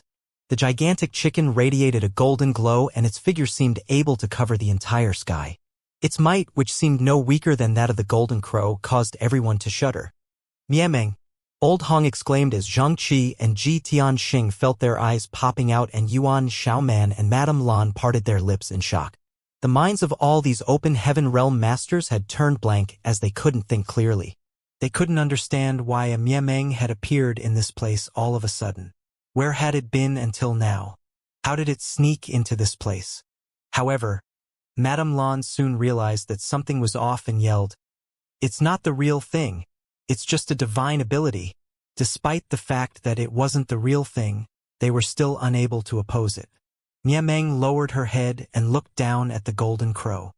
Following a strange cluck, it landed a peck on the beast with its sharp beak. With a crack, a big hole was formed in the Golden Crow's head, and after it staggered slightly, it collapsed to the ground as all its vitality left its body. It was really dead this time. If the Golden Crow came across Miameng when it was still at full strength, it could definitely defeat the latter. Nevertheless, the Golden Crow was on its last breath. Earlier, it had used a trick to kill some open heaven realm masters who coveted its treasures, causing it to expend much of its remaining energy. Then, it had spent a long time battling against Madame Lan and the others, so it didn't have much strength left. Therefore, it was totally powerless to resist Miameng's attack, so it wasn't surprising that it had been killed. After killing the Golden Crow, Miameng's figure rapidly dissipated and turned into golden wisps of light before disappearing, its imposing might also vanishing with the wind. Old Hong widened his eyes and gazed at the spot where the Golden Crow had collapsed in shock. That was because there was a young man, who appeared quite embarrassed, standing beside the corpse. At that moment, Old Hong couldn't help but ask, "Who are you?" He had never seen this young man before and was quite surprised to learn that the latter's aura was very weak. It was apparent that the young man wasn't even an open heaven realm master.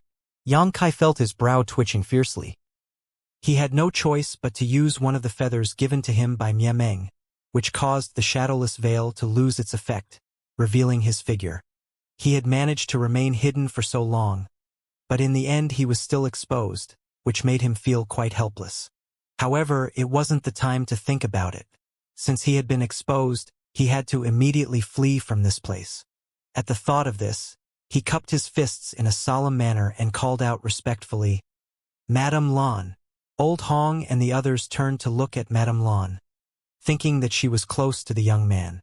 Nevertheless, after successfully diverting their attention, Xianxia quickly summoned his 6 Fated Paths bag and stuffed the Golden Crow's corpse into it. Without pause, he then disappeared from the scene. Although Xianxia had no idea what exactly the Golden Crow corpse could be used for, it didn't stop him from snatching it first. It was the reward he obtained after sacrificing a feather from Miameng, so there was no way he wouldn't take it away with him. When he brought Ruler of the Dawn Great General to look for his family in the past, Miameng had given him 3 golden tail feathers. Since he was still weak, the 3 golden tail feathers were extremely valuable as they could be said to be his safety charms. If it weren't because he was left with no other choice, he wouldn't have used one here. However, when faced with the Golden Crow's attack, he had to use it no matter what. Otherwise, he would have lost his life. As Xianxia moved, space principles around him undulated. He was pleasantly surprised to learn that after the Golden Crow died, the space around the hall had also been unsealed, which allowed him to use instantaneous movement. There was no time for him to identify a direction, so he simply ran first. Forget about poking the hornet's nest, Xianxia had practically smashed and stomped on it. The open heaven realm masters in the hall widened their eyes in disbelief, then they became shocked and incensed. They had paid a hefty price to deal with the Golden Crow, and even some low-rank cultivators had sacrificed their lives during the battle. Now that the Golden Crow was finally killed, a little brat suddenly appeared and took their trophy away. It wouldn't have mattered if that person was powerful enough, as the weak had no rights before the strong, but the crux of the problem now was that this boy wasn't even an open heaven realm master. How dare he have the guts to snatch food from the tiger's mouth? Old Hong and the others were especially enraged. Although each of the mid-rank cultivators had respectively obtained one sun's true gold, nobody minded having more good stuff. More importantly, the corpse of a fully grown golden crow was undoubtedly more valuable than a piece of sun's true golds. How dare he? Old Hong bellowed as his divine sense swept out like a tidal wave and immediately locked onto Yang Kai's location. As his chubby figure moved, he disappeared from the spot to chase after the young man.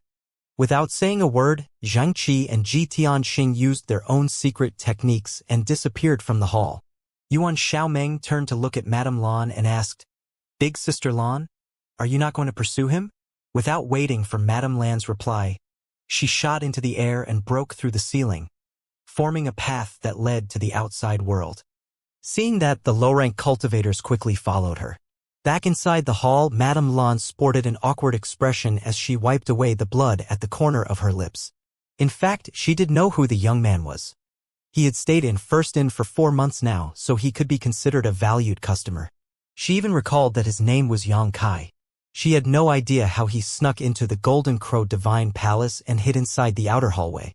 At that time, she didn't expose him because she thought that he was just a reckless youth who was trying to secretly obtain some treasures by taking advantage of an artifact that could conceal himself. Given her strength as a 6th-order open heaven realm masters, she had seen through his concealment at a glance. They were not close to one another, so she didn't intend to butt in on his affairs. Another reason she didn't expose him was that this was how First In did business. Given the choice between being on good terms or offending, they would always choose the former. However, she had never expected this young man would end up looting the biggest treasure in the hall. The Golden Crow corpse was even more precious than the 7th-order sun's true gold that she had obtained. With that said, she also found this whole situation dreadfully interesting. Just where did a mere Emperor Realm youth get the guts to pull such a stunt in front of so many open heaven realm masters? Wasn't he worried that the corpse would become a hot potato for him? I wonder if you'll be able to keep both the treasure and your life. Madame Lan let out a breath before looking up. Yuan Xiaoman had already opened up a tunnel in the ceiling to the outside world, so she didn't hesitate to take advantage of it as she shot into the sky. At this moment, Yang Kai was fleeing like his backside was on fire, pushing his space principles madly. A group of open heaven realm masters were racing after him like a long snake, with Old Hong and the other mid-rank masters at its head. Seeing how infuriated they were, anyone who had no idea what was going on would have thought that Yang Kai had dug up and defaced their ancestral tombs. It was the first time Yang Kai had been hunted down by so many open heaven realm masters, which consisted of people from numerous great forces in the neighboring great territories. He was also getting a taste of how difficult it was to deal with numerous mid-rank open heaven realm masters. Although he made use of space principles to flee from the hall, Yang Kai soon realized that a few auras had locked onto him from afar. Without even needing to think about it, he was certain that it was the mid-rank masters who were tracking him. After a few instantaneous movements, Yang Kai managed to widen the gap with his pursuers a little, but he still couldn't shake them off. Furthermore, Old Hong and the others soon realized that Yang Kai was a master of the Tao of space, so they had hastened their pace, quickly shortening the gap between them. Yang Kai was significantly weaker than them, so how could he outpace these open heaven realm masters? Fortunately, his space secret techniques were unparalleled when it came to escaping and fleeing. Otherwise, he would have been captured already. At the back of the chase group, Wei Kei and Tao Rongfang from Great Moon Province sported awkward expressions as they communicated with each other via divine sense. "Senior brother, if I'm not mistaken, that's Yang Kai, right?" Until this moment, Tao Rongfang still couldn't believe what she had seen in the hall. How did Yang Kai appear there? Wei Kei slightly nodded his head. "That's him." "Why did he? I don't know why either, but he's in big trouble now." A solemn Wei Kei heaved a sigh. "He's so foolish. Since he had a way to conceal himself, he should have just remained hidden until the end. Why did he expose himself?" Even Wei Kei sighed again. In that situation, even he wouldn't have dared to snatch the Golden Crow's corpse. Not to mention that Yang Kai wasn't even an open heaven realm master yet. By grasping such a hot potato, he was basically courting death. Now, it was such a magnificent sight that dozens of open heaven realm masters were chasing after him. Even though Yang Kai was a master of space principles, there was no way he could escape.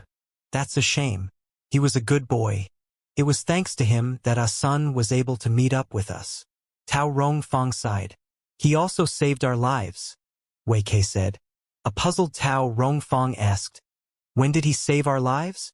When the Golden Crow originally revived after feigning death, you were curious why I suddenly dragged you away, right? It was because that boy sent me a warning that the Golden Crow might still be alive at the last moment. Looking back, if it weren't because of his timely warning, the consequence would have been dreadful. Recalling the situation from earlier, Wei Kei couldn't help but shudder. When the Golden Crow's true fire exploded, half of the Open Heaven Realm Masters were killed in an instant. If he and Tao Rongfang hadn't retreated much further than the rest, Wei Kei wasn't certain they would have survived. A shocked Tao Rongfang asked, he was already there at that time? Wei Kei smiled helplessly. I have no idea how he snuck into the hall or how he concealed himself until then. I guess he made use of an artifact. However, in that situation, only he was able to see the whole picture. Even Madame Lan and the other mid-ranks were completely attracted by the sun's true gold, so no one had noticed that there was something wrong with the Golden Crow until it was too late. Tao Rongfang seemed to be reeling from the shock and hurriedly declared, in that case, we truly owed him a great favor. Senior brother, he saved our lives. So now that he is in trouble, we can't just stand idly by. A frustrated Wei Kei replied, of course we can't stand idly by, but I don't even know how we can help him. In any case, we have to reach him quickly. That brat is so good at running away. I have the urge to break his legs. Tao Rongfang burst into laughter. It'd be wonderful if he could keep fleeing like this. At least he won't be captured this way. However, I'm worried he won't have enough stamina. They were still charging forward while chatting, but the gap between the mid-rank and low-rank cultivators was still widening. Fortunately, the place was brightly lit from the remnant glow of the sun star, so they were not worried about losing them. Just then, a roar that seemed able to shake the universe was clearly heard coming from afar. Brat, if you still want to live, stop right now. Otherwise, once this old master captures you, I'll let you have a taste of the cruelest torture in the world, making you beg for death. If it weren't because he was left with no choice, old Hong wouldn't have resorted to threatening an Emperor Realm youth in such a way. Because doing so was a great shame to his identity and status. However, this young man was truly adept at fleeing, and he had managed to seize the chance to widen the gap between them again. If the gap between them was shorter, old Hong could have disturbed the space around him so that the young man could no longer use his teleportation technique, allowing old Hong to reach him with ease. However, given the distance between them now, it would be useless for old Hong to make a move as the young man could still smoothly teleport away. As he spoke, old Hong appeared infuriated. Yang Kai, who was fleeing at full speed, naturally ignored him. He would have to be insane to stop at this point. Honestly speaking, Yang Kai was regretting his reckless actions right now. He had watched the good show for a long time, but none of the 8 Sons' true golds went to him. In the end, he had even been forced to use one of Mia Meng's precious golden tail feathers. Thinking that he couldn't suffer such a big loss, Yang Kai rashly snatched the golden crow carcass. Since he had already done the deed though, there was no way he could return the corpse to them now. Several mid-rank cultivators were chasing after him right now, so who could he even return the corpse to? No matter who managed to obtain the prize, the rest of the mid-rank cultivators wouldn't let him off. Since he would be targeted regardless, Yang Kai decided to just keep the corpse. After all, fortune favors the bold. Seeing that Yang Kai outright ignored him, old Hong became even more incensed as he bellowed, "Boy, you court death."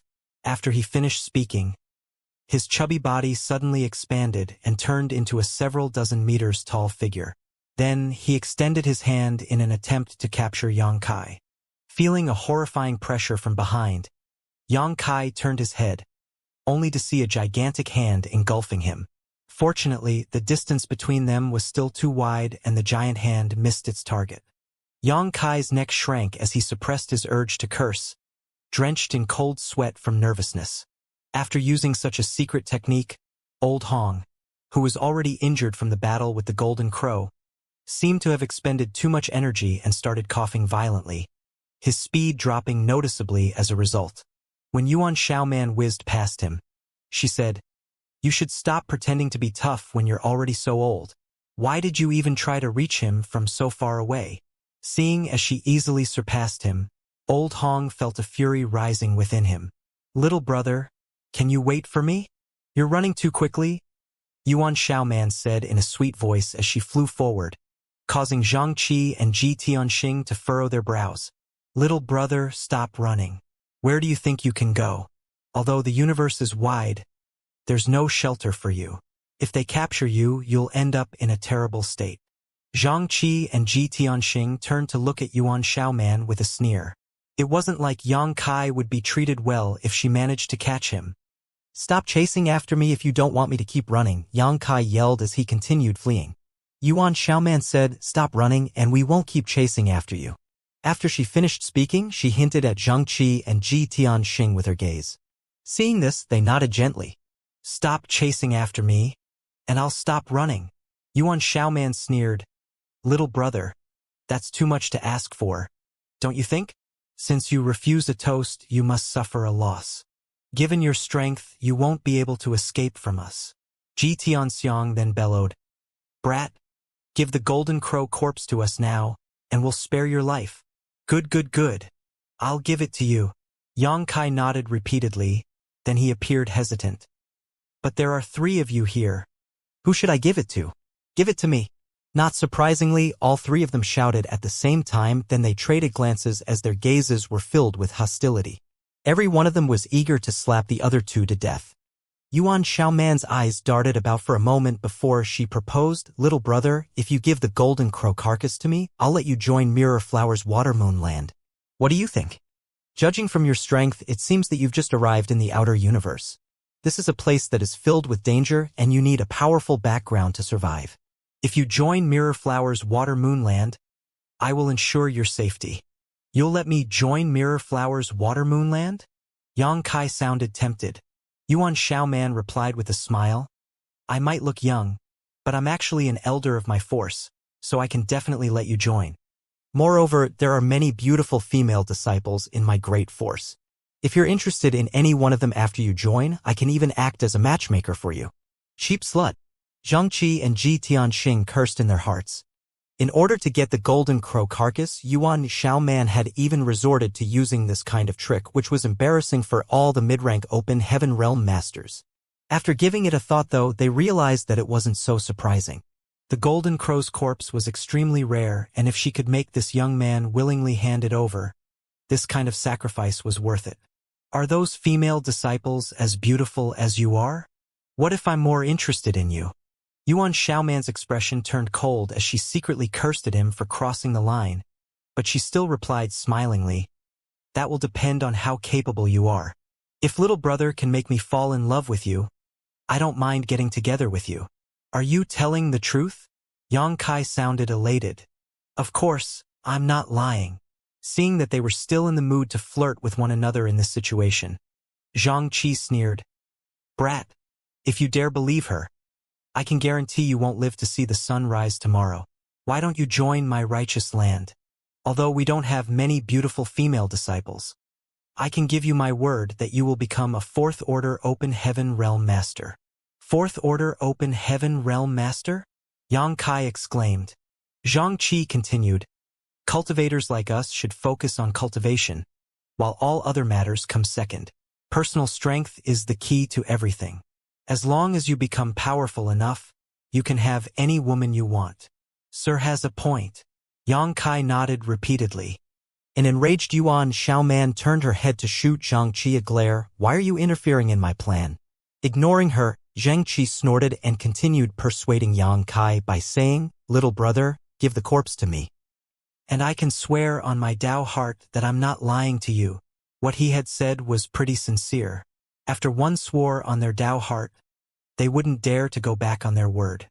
That was because if they did that, their Tao heart would be tarnished and it would affect their pursuit of the Grand Tao. Yuan Xiaoman couldn't believe that Zhang Qi was willing to go so far and even forgot to rebuke him. Just then, Yang Kai's voice was heard coming from afar. I can feel your sincerity, and am very tempted. However, there are still 3 of you. I'd like to know what the last one can offer me. Ji Tianxing grinned. I'll give you a chance to live. How about that? Yang Kai replied. That's very insincere. Don't you even think about getting the corpse from me now. I'd rather throw it away than give it to you. Yuan Xiaoman hurriedly nodded. NN. Don't ever give it to him. He's a ruthless fellow, so if you give the carcass to him, you'll only end up in a horrible state. Zhang Qi said, Brat, we've said all we should. Think it over and quickly make a decision. Please slow down and give me some time to ponder. I can't even think clearly because of the pressure, Yang Kai replied. Zhang Qi said grimly, I don't think you're sincere at all. Stop playing these kinds of childish tricks. I'll repeat what she said. Although the universe is wide, there's no place for you to take shelter. Hand over the golden crow to us now. Yuan Xiaoman snorted. No one likes an obstinate man. As they spoke, they never slowed down as they continuously shortened the gap with Yang Kai. However, they were enraged by the fact that whenever they were close enough to him to make a move, the young man would use his space principles to teleport away before they could disturb the space around him. They couldn't figure out how a mere Emperor Realm Jr. who was so adept at fleeing had suddenly appeared in 3,000 worlds. All the Open Heaven Realm Masters found it extremely difficult to capture him. One day later, Old Hong had also rejoined them, and from afar, they could feel Madame Lan's aura closing in on them. Madame Lan had expended most of her strength during a battle against the Golden Crow, so she only started pursuing them after resting for a while. Despite the fact that she had lagged behind at the start though, her true strength ensured that she could eventually catch up to them. Half a day later, all 5 mid-rank Open Heaven Realm Masters gathered together again as they charged forward across the starry sky. Madame Lan gazed at the others with an awkward expression and asked, Is that boy so adept at running away? Yuan Xiaoman said through clenched teeth, I don't even know where he's from, but once I capture him, I'll skin him alive and crush all his bones. Although the others didn't say anything, their expressions suggested that they were fuming mad. That was because it would be a huge embarrassment for them if what happened on this day was made public. Madame Lan said with a smile, We'll talk about it if you manage to capture him.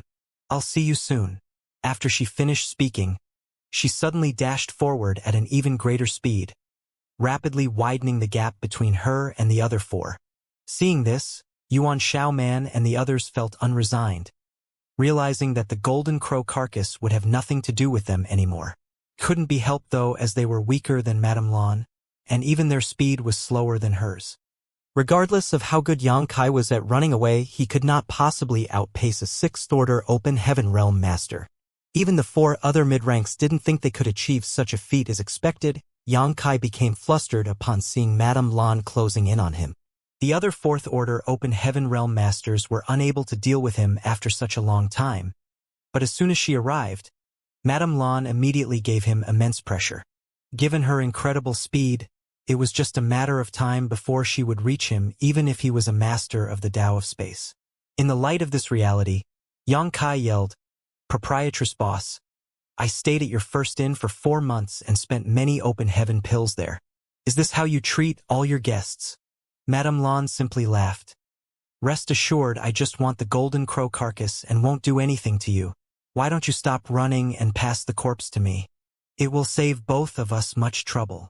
Torn between fury and sorrow, Yang Kai protested. As the first in proprietress, do you also commit such atrocious crimes of oppressing the weak? Madame Lan replied, This queen does not represent first in now and is solely acting for her own sake. Proprietress is truly insincere with her words. I'm warning you. Don't force me or you'll regret it. Intrigued, Madame Lan curiously asked, And just what can you do? Just you wait, Yang Kai said through clenched teeth as began fishing something out from his pocket. The next instant, he raised his hand and hurled a bunch of small objects out in different directions.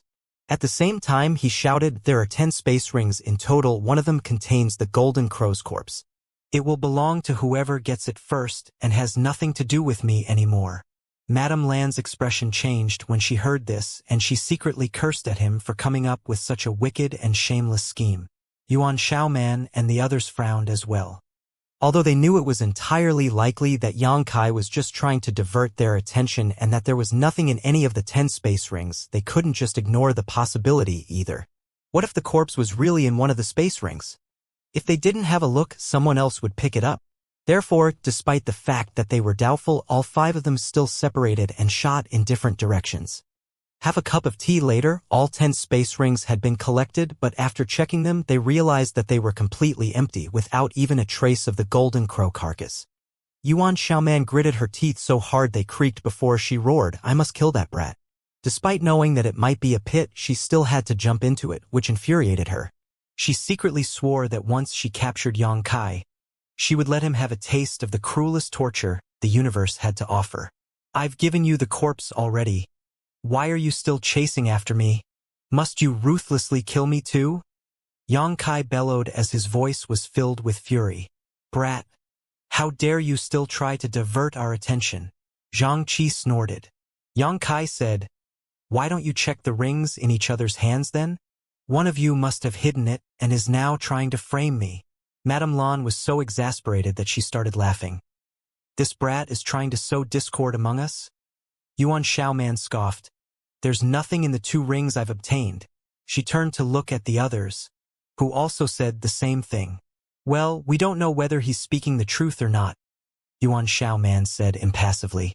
Zhang Qi shot her a glare.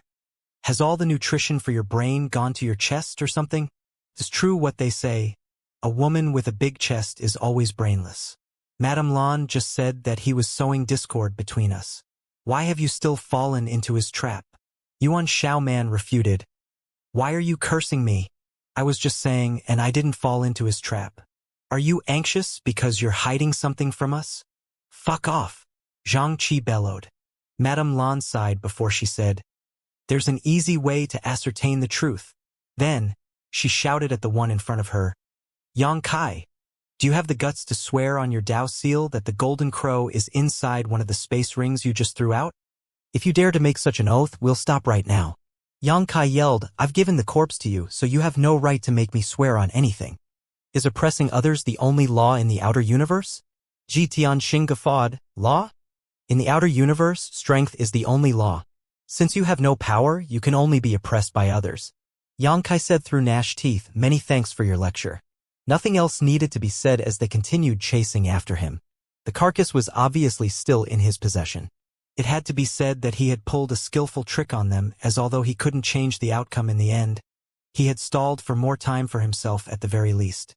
Half a day later, all 5 mid-rank open heaven realm masters who were hunting down Yang Kai appeared pleasantly surprised. Yuan Xiaoman said, "He finally stopped." Old Hong became energized. He must have run out of strength. After all, Yang Kai was only an Emperor Realm Junior who had just condensed his Tao seal. He could be considered fairly powerful as he was able to run for such a long time with so many mid-rank cultivators chasing after him. However, under such immense pressure, there was no way he could go on running forever. All of their eyes brightened as they hastened their pace. Madame Lan charged forward at a greater speed and soon shook off the others, causing them to feel frustrated. Presently, Yang Kai was standing in the void in the distance as he gazed at the figures who were dashing towards him.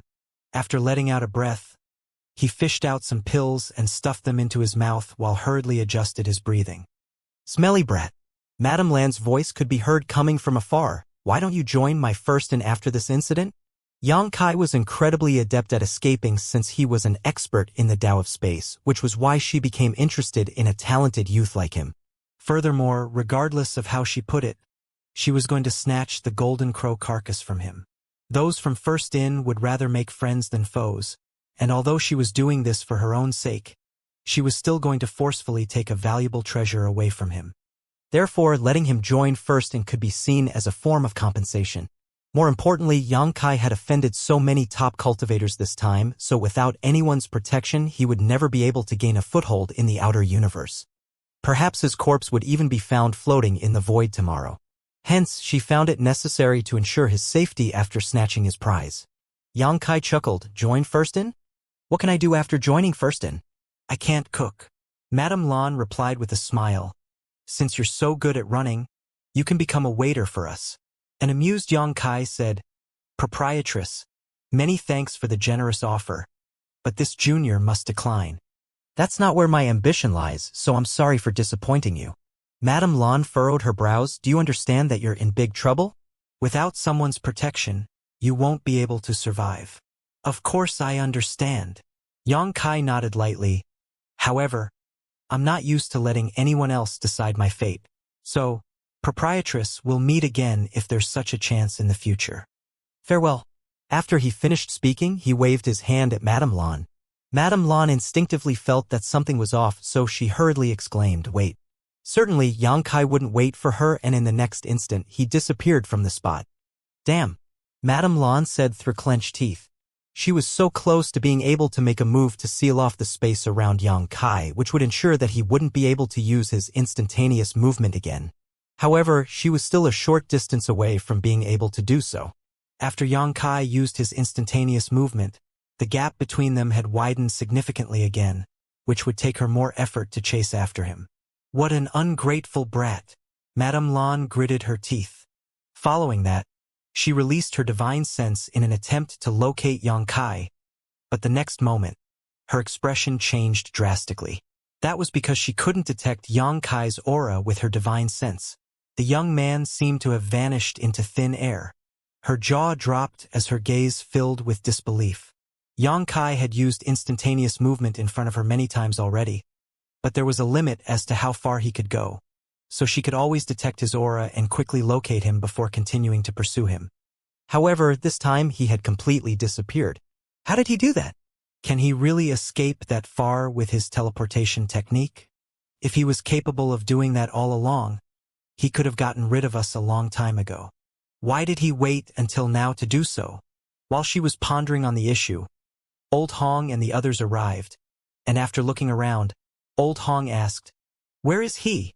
Madame Lan shook her head to mean that she had no idea. Naturally, Old Hong and the others wouldn't believe her. However, after releasing their divine senses, they were shocked to discover they couldn't detect his aura anywhere. They were only in the 4th Order Open Heaven realm, while even a 6th Order cultivator like Madame Lan wasn't able to locate Yang Kai. So this result was obvious. Big Sister Lan, did you capture that brat?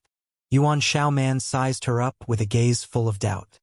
Torn between laughter and tears, Madame Lan landed a knock on the young girl's head. How I wish I had captured him. Unfortunately, he's not in my hands. Yuan Xiaoman covered her head with her hands. You could just say he wasn't with you. Why did you hit me? As they spoke, Old Hong suddenly performed a hand seal as an abstruse aura fluctuated around him.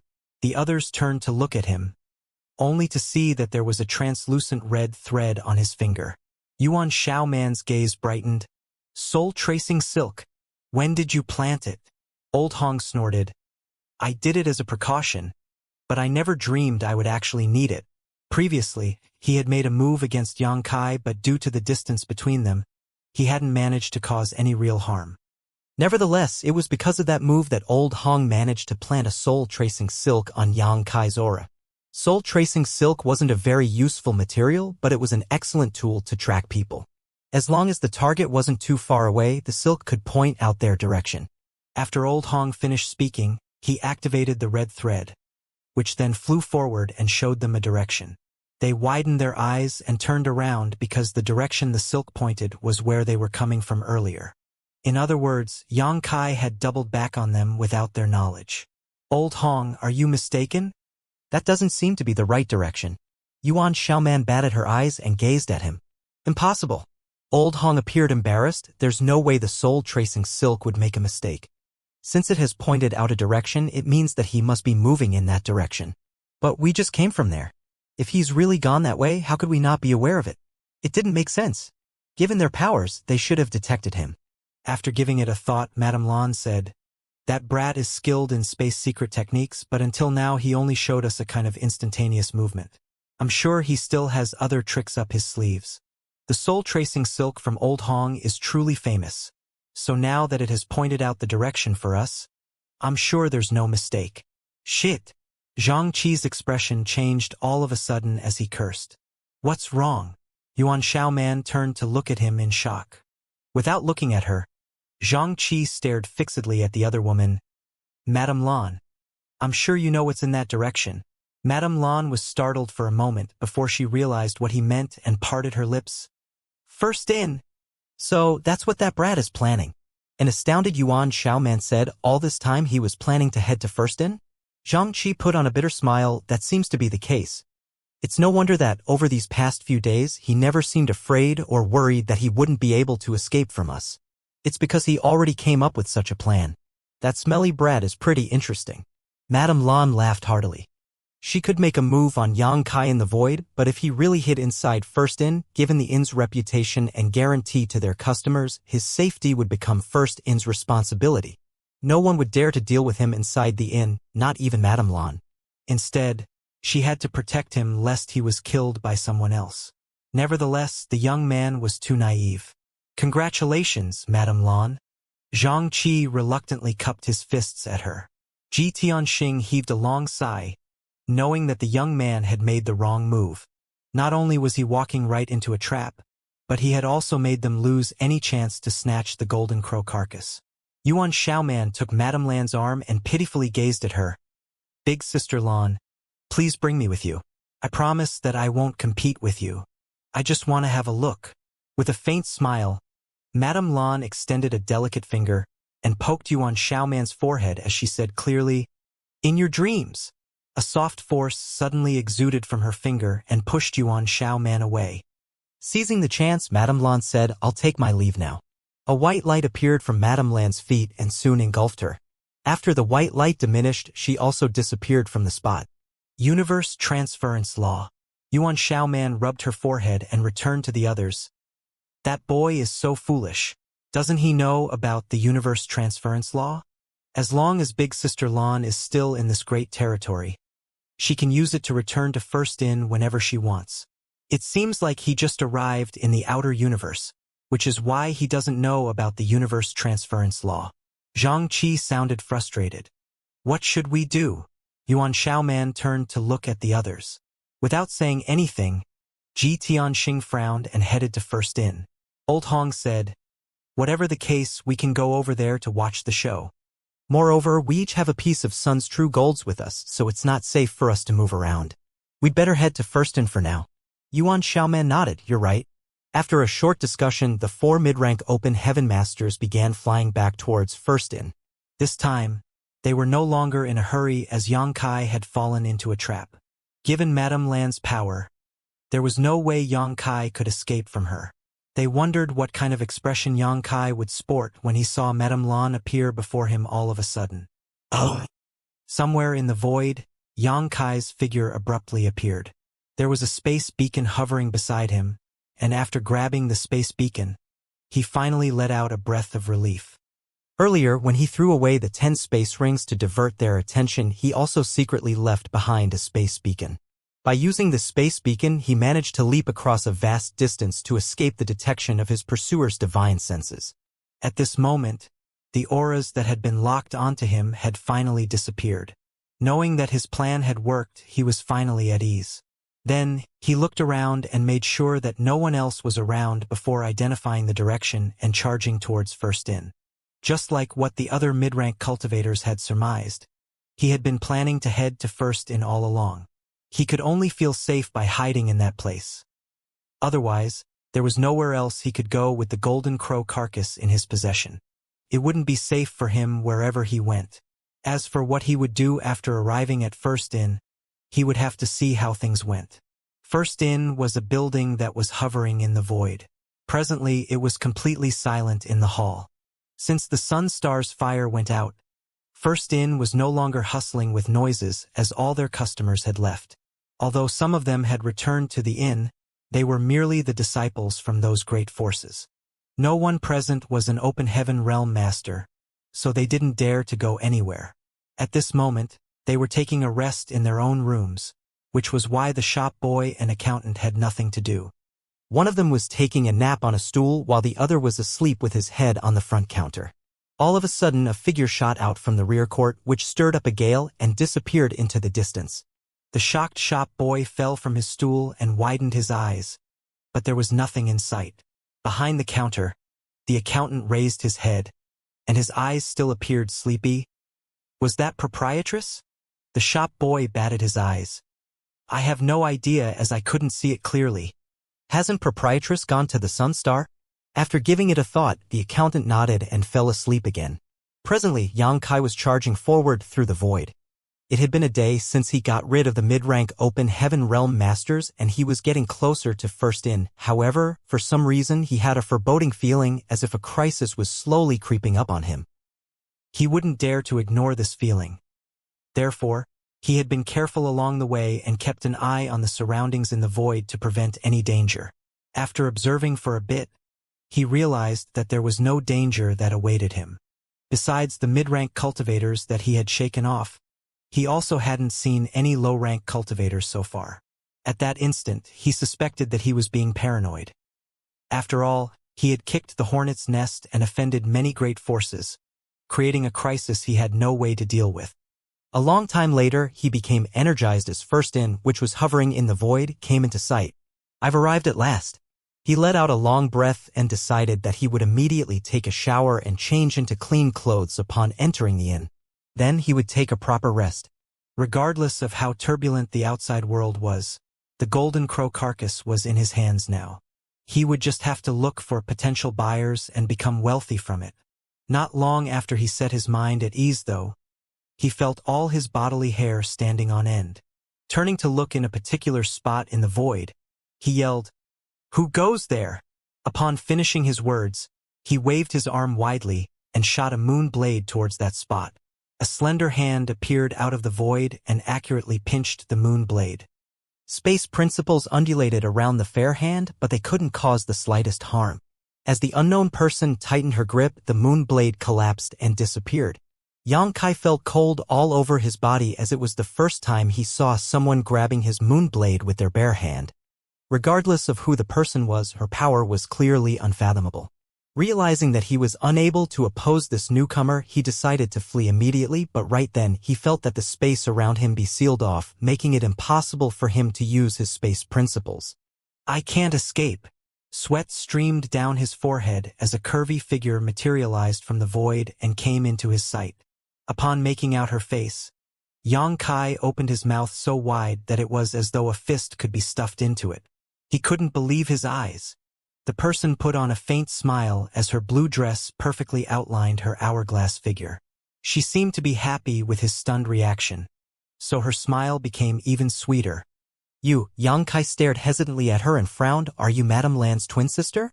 Otherwise, he couldn't explain why Madame Lan would appear here to intercept him. Even though she was a 6th-order open heaven realm master, there was no way she could return to First In before he did and hide her aura, awaiting his arrival. The grin on the proprietress' face widened as she announced, I am Madame Lan, and I don't have a twin sister. Impossible. Certainly, Xianxia wouldn't believe such a ridiculous statement. As he looked around in a vigilant manner, he made one last attempt to weasel his way out of this predicament. What is Madame Lan doing here? This junior would like to return to First In now. Please step aside. Madame Lan replied with a smile. You know exactly what I'm doing here. Smelly brat, give that thing to me. My earlier proposal still stands, and I will give you appropriate compensation. Upon hearing that, Xianxia sized her up like she was a ghost and asked, You're really Madame Lan? An exasperated Madame Lan snickered. Could there be a fake Madame Lan or something? But you... That's none of your business. Since I'm here, there's no way you can return to First In. I don't want to oppress you, so you'd better do what you're told. An incensed Xianxia said through clenched teeth, You're blocking my way, but at the same time, you're telling me you don't want to oppress me? Madame Lan, do you know no shame at all? Madame Lan's face fell. Brat, who are you calling shameless? If I was shameless, I wouldn't have bothered talking to you at all and instead would have killed you directly. After that, she calmed herself down though. She continued, Xianxia, it's not a blessing for you to keep the golden crow carcass in your possession. I'm sure you understand the situation you're in. Even if you can get into First In, can you hide inside forever? Only a powerful cultivator can protect such a treasure. Since you're too weak now, the carcass only places a target on your back. Now, you've only come across a few mid-rank open heaven realm masters, But when what has happened in the Golden Crow Divine Palace is made known to others, high-rank open heaven masters will surely come to investigate, and they won't be as easygoing as I am. Yang Kai knitted his brows, knowing that Madame Lan was right. Just like what she had said, she could have made a move on him if she had intended to do so. Given the fact that she was in the Sixth Order open heaven realm, there was no way he could resist even a single attack. However, she didn't forcefully take the carcass away from him and instead was doing her best to persuade him to willingly give it up. Considering all that, she could be considered a kind and righteous person. Think it over now, but there's not much time left for you. I'll be waiting here. Tell me your answer when you've made up your mind. Madame Lan sighed and gave him a sympathetic look. This was the fate of the weak. Even though he had obtained a treasure, he wasn't powerful enough to keep it. Yang Kai shook his head. There's no need to think it over. Madame Lan scowled. What's your answer? Many thanks for your offer, but I must refuse. I refuse to let someone else tell me what I can and cannot do. If you want the Golden Crow carcass, you'll have to take it from me. Hearing that, Madame Lan was so exasperated that she started laughing. Then she stared at him with a tilted head. Are you sure you want me to make a move against you? Come. Yang Kai appeared solemn, as though he was determined to protect his treasure no matter the cost. Madame Lan took a deep breath as her chest heaved, then she parted her lips and said, Don't worry. Although you're not willingly giving it up, I'll still compensate you. What she had said could be considered incredibly sincere, and after she finished speaking, she extended her slender hand towards Yang Kai. Just then, she had a feeling of crisis descend upon her. Flabbergasted, she instinctively pushed her strength to defend herself. At the same time, Yang Kai chuckled. Madame Lan, protect yourself. As a golden light expanded and her vision turned blurred. Following a series of clucks, a horrifying pressure fell from the sky. Releasing her divine sense, she realized that the illusory phantom of a gigantic golden chicken was right in front of her as it looked down at her with an impassive gaze. Mia Meng, Madame Lan exclaimed and dashed backwards, so infuriated that she almost spat blood. Previously, Mia Meng's divine ability had appeared in the main hall of the Golden Crow Divine Palace and dealt a fatal blow to the Golden Crow. After that, Yang Kai snatched the carcass and fled from the scene. She had speculated that the appearance of Mia Meg's divine ability might have something to do with Yang Kai, a kind of trump card that could save his life that he could only use once. She never expected that he could use the same divine ability again. Even if she was in peak condition, she would still have to retreat when faced with Mia Meng's divine ability, to say nothing of the fact that she had been injured and had expended a great deal of strength to pursue Yang Kai these past few days. Therefore, as soon as she detected the divine ability, she hurriedly retreated. As Mia Meng was crowing, she extended her neck and pecked in the direction Madame Lan was fleeing. The movement was light, but the attack contained a power that could shatter worlds. Madame Lan exclaimed as a flash of light descended upon her. After she sprayed out a mouthful of blood, her aura plunged. Fortunately, she had retreated in time and Yang Kai had given her a warning in advance, so she wasn't at risk of losing her life. Turning her head, she saw Yang Kai shooting towards First Inn, almost at the entrance already. Madame Lan was so incensed she screamed and extended her hand in his direction. Smelly brat, you still dare try to flee? Yang Kai, who was charging forward, felt a terrifying force swiftly approaching from behind, and before he could turn around to parry the attack, he was struck. At that instant, he felt his senses go numb as all his bones cracked, prompting him to hurl curses. Still, using the force of the impact, he crossed the last stretch of territory and landed on the front foyer with a loud thud. Inside the entryway, the shop boy and accountant, who were napping, were stunned as they raised their heads to look around. Soon, the shop boy saw a man lying on the floor before him. Feeling that the figure looked familiar, he walked up to the man and turned him over. Then he appeared stunned as he muttered, Yang Kai! Blood streamed out of Yang Kai's mouth as he coughed violently and waved his hand. With a smile, the shop boy crouched down and poked him. Hey, why are you back? Yang Kai had just stabilized his breathing when he was poked, which caused him to cough again. He looked like he was about to lose his life. Although Madame Lan hadn't used her full strength to attack, it was still too much for the current Yang Kai to resist. A Sixth Order open heaven realm master like her was truly formidable. Grabbing the shop boy's arm weakly, Yang Kai widened his eyes and said, Stop. I have never made a move on you. Stay. I want to stay, you're in. Shocked, the shop boy questioned, You want to stay here? This is a bandits inn. Are you sure you want to stay? I remember someone who looked a lot like you claiming that he would never come here again when he last left. With a pair of widened eyes, Yang Kai gave it a thought and realized that he had indeed said so before. Forcing a smile, he said through clenched teeth, I'll stay. The shop boy turned to look at the accountant. Do we have any rooms available? The accountant stuck out his head from behind the counter to have a look at Yang Kai, then he understood what the shop boy meant, yes. But only the best room is free. Then, the shop boy looked smilingly at Yang Kai. Do you want the best room? It'll cost 1,000 open heaven pills per night, and you have to pay in advance. The price Yang Kai had to pay had practically doubled. So how could they say they weren't a bandits inn? Despite that, he still stuffed a space ring into the shop boy's hand. Cut the crap. Damn it. Forget 1,000, even if he had to pay 10,000 pills per night, he would still have to stay here. In this wide universe, there was nowhere else he could go apart from First Inn. You still have some energy left to curse me? The shop boy chuckled and straightened himself up. Then, he placed the space ring on the counter and motioned for the accountant to get a room for him. After that, he asked, Who was it that hurt you? Your injuries look quite serious. A crazy woman. Yang Kai replied through gritted teeth. Who are you calling crazy? A figure shuffled into the inn, her face pale and blood still leaking from the corner of her lips. Proprietress? The shop boy was stunned. What happened to you? He was fully aware of the proprietress' power and was certain no one in the neighboring great territories could possibly hurt her. Furthermore, there was something wrong with the way she stared at Yang Kai. Yang Kai snapped back at her by saying, I'm just calling the one who wounded me a crazy woman. Earlier, he had safely arrived at his destination. But he hadn't expected that not only would he be intercepted by Madame Lan, but he also had to waste another golden tail feather from Yemeng. There was simply no way he wouldn't complain. A malevolent aura exuded from the enraged proprietress as she inched closer to Yang Kai and said smilingly, Smelly brat, you're pretty brazen. Seeing this, the shop boy hurriedly stepped forward and said, Proprietress, please calm yourself. Don't ruin our reputation. If the proprietress made a move on their customer here, the good name of First Inn would be severely tarnished.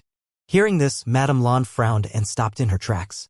After glaring at Yang Kai for a while, she suddenly broke into a fit of giggles. An exasperated Yang Kai said, What are you laughing at? Aren't you worried that your teeth might fall out? Waving her hand, Madame Lan took a seat to the side and kept a smile on her face. Although she was hurt after being caught off guard by Yang Kai, it was indeed rare for an Emperor Realm Master to have achieved all this under her watch. Her injuries weren't severe in any case, and compared to her wounds, she was more interested in finding out more about Yang Kai. In the 3,000 worlds, no other Emperor Realm Master could have achieved what Yang Kai had done in the past few days. As though alerted by the proprietress aura, a few figures soon appeared at the staircase on the second floor. The person at the front was none other than Meng Hong from Great Moon Province, followed by Old Fang, Dieu, Sun, and the others. Upon receiving Wei Kei's order some time ago, they returned to First Inn and sent a message to the headquarters of Great Moon Province. That was the reason they were in this inn. Upon seeing the battered Yang Kai, who remained paralyzed on the ground, Meng Hong was stunned. However, just when he was preparing to go over and check on him, Yang Kai hurriedly sent him a transmission, Don't come over. Despite not knowing the reason, Meng Hong still stopped in his tracks. Pretend that you don't know me. Yang Kai secretly spoke to him, Dieu, and the others before looking away. Old Fang and the others had heard his voice in their minds, and although they had no idea what was going on, they realized that Yang Kai must be in some sort of trouble. Just then, the accountant had gotten the room ready, so the shop boy helped Yang Kai up and passed him the key. I'll help you to your room. Without saying a word, Yang Kai just let the shop boy help him upstairs. When they were walking past Madame Lan, she said impassively, Come to me when you have made up your mind. It was indeed noble of her to still keep her word at this point, and Yang Kai was no longer incensed, so he nodded and replied, Many thanks, madam. I was forced to make a move against you earlier. Please forgive me. Madame Lan waved her hand and fell silent. After Yang Kai entered the room with the shop boy, he realized that it didn't look like the best room at all. In fact, it was identical to his previous room in every way except that the price had doubled. The shop boy helped him have a seat and said, "Just call me if there's anything you need. I have my own things to do now." In response, Yang Kai nodded. After the shop boy left, Yang Kai fished out some pills and stuffed them into his mouth. Before he could refine them though, he heard someone gently knocking on the door. Upon hoisting himself with difficulty and opening the door, he saw Meng Hong, Old Fong, and the others dashing into the room. "A worried Dieu asked, 'Yang Kai, are you all right?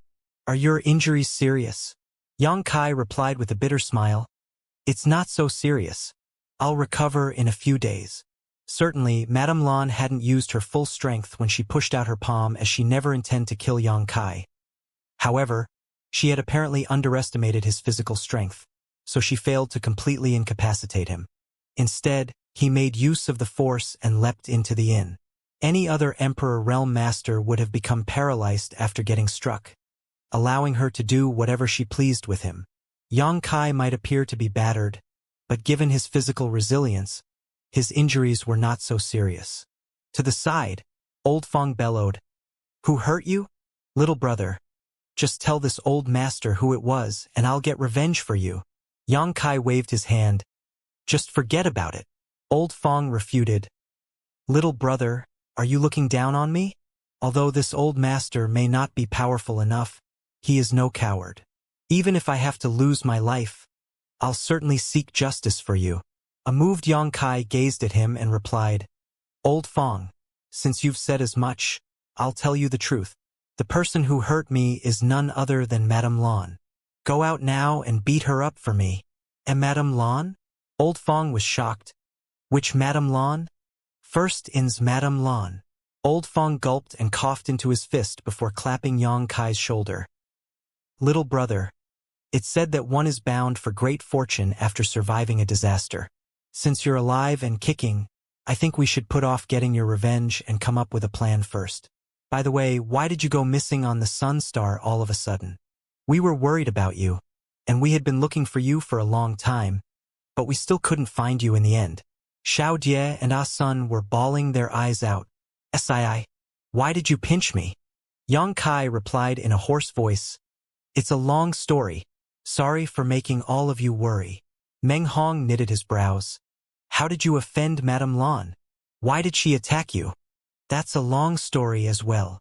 Yang Kai put on a helpless smile.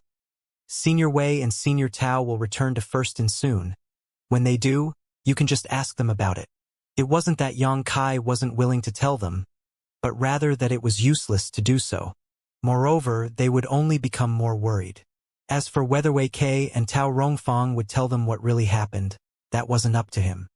With a solemn expression, Yang Kai warned, "I'm in a troublesome position, so from now on, all of you must pretend that you don't know me, otherwise you might invite trouble to yourselves." Upon hearing that, Meng Hong immediately realized the severity of the matter and nodded his head. "If there's anything we can do to help, don't hesitate to tell us." "Many thanks, Brother Meng." Yang Kai cupped his fists. They went on to talk for a while more before Meng Hong and the others took their leave. Yang Kai needed to recuperate, so they figured that they shouldn't keep bothering him. Before leaving, Meng Hong even put down a bottle of healing pills on the table. After closing the door, Yang Kai focused on healing his wounds and stopped caring about what was going on outside. Although the healing pills left behind by Meng Hong were not too precious, they were products from the outer universe after all, so they were still better than the ones Yang Kai had brought from the star boundary. After a few days, most of his injuries were healed. However, during the same period of time, First In became bustling once again. The mid-rank Open Heaven Realm Masters successively returned to First In and began asking around. Upon learning that Yang Kai was injured when he entered the inn, and that Madame Lan was the next to return, they became frustrated. Since Yang Kai was injured, it meant that Madame Lan had made a move against him. In other words, she must have snatched the golden crow carcass from him, so it was pointless for them to come all the way here. Then, they secretly cursed at Yang Kai for making things difficult for them only to walk into a trap in the end. Following that, the low-rank cultivators who had survived the Sun Star's dangers returned to the inn as well. Initially, they too had chased after Yang Kai, but due to their slower speed, they gradually lost sight of their target. With nowhere else to go, they decided to return to First Inn. After all, their disciples were waiting for them here. Upon learning that the mid-rank open heaven cultivators, as well as the Emperor Realm Master who had taken the carcass, were all in First Inn, they were astonished. However, after giving it a thought, they realized Yang Kai's intentions and basically figured out what had happened next. In one of the rooms, Wei Kai and Tao Rongfang were seated while Meng Hong and the others were standing in front of them and reporting what they had seen. After the briefing, Wei Kai and Tao Rongfang traded glances. Then the former said with a smile, "That brat is indeed quite lucky to have survived. Although he has survived, he's in some big trouble now." Tao Rongfang sighed. Meng Hong asked, "Martial uncle, martial aunt, what happened on the Sun Star? How did junior brother Yang offend Madame Lan to the point she would attack him?" Wei Kai fell silent for a moment. Truthfully, he didn't want to tell them, but he knew that this incident couldn't be concealed. Even if he refused to tell them, the incident would be made known to everyone soon. By then, their disciples would also find out about it. In light of that, he decided to briefly explain what had happened in the Golden Crow Divine Palace. Hearing this story, Meng Hong and the others were utterly dumbfounded. A horrified old Fong stuttered to ask, "Martial Uncle Wei, you mean Yang Kai snatched the Golden Crow's corpse in front of dozens of open heaven realm masters and escaped with it?" If it weren't because Wei Kai appeared solemn and serious, he wouldn't have believed such a fantastical story. Tao Rongfang nodded. "That's right. At that time, many open heaven realm masters chased after him, but his escaping speed was simply too quick. Low-rank open heaven cultivators like us were quickly left behind by him, while the mid-rank cultivators kept pursuing him. As for what happened next, we have no idea." Old Fong and the others traded shocked glances. Although they hadn't experienced it, they could imagine what kind of dangers Yang Kai had gone through. How bold must he be to dare snatch such a treasure from so many open heaven realm masters? More importantly, he actually succeeded. Wei Kai stared at Old Fong and asked, "Does Yang Kai have an artifact that can conceal him?" At that time, Yang Kai had hidden inside the hall of the Golden Crow Divine Palace. And if it weren't because the Golden Crow was pushed towards him at the end, he wouldn't have been exposed. Old Fong appeared hesitant as he didn't think he should expose Yang Kai's secret. Seeing that, Wei Kai said, "I was just asking. You don't have to tell me if you don't want to." "Many thanks for your understanding, Martial Uncle," Old Fong replied gratefully. Nevertheless, he knew that even if he didn't tell them the truth, those open heaven realm masters had their own speculations. "There's one thing we haven't figured out." Tao Rongfang frowned deeply. "Is the Golden Crow carcass still with Yang Kai? Or has it been taken away by Madame Lan?"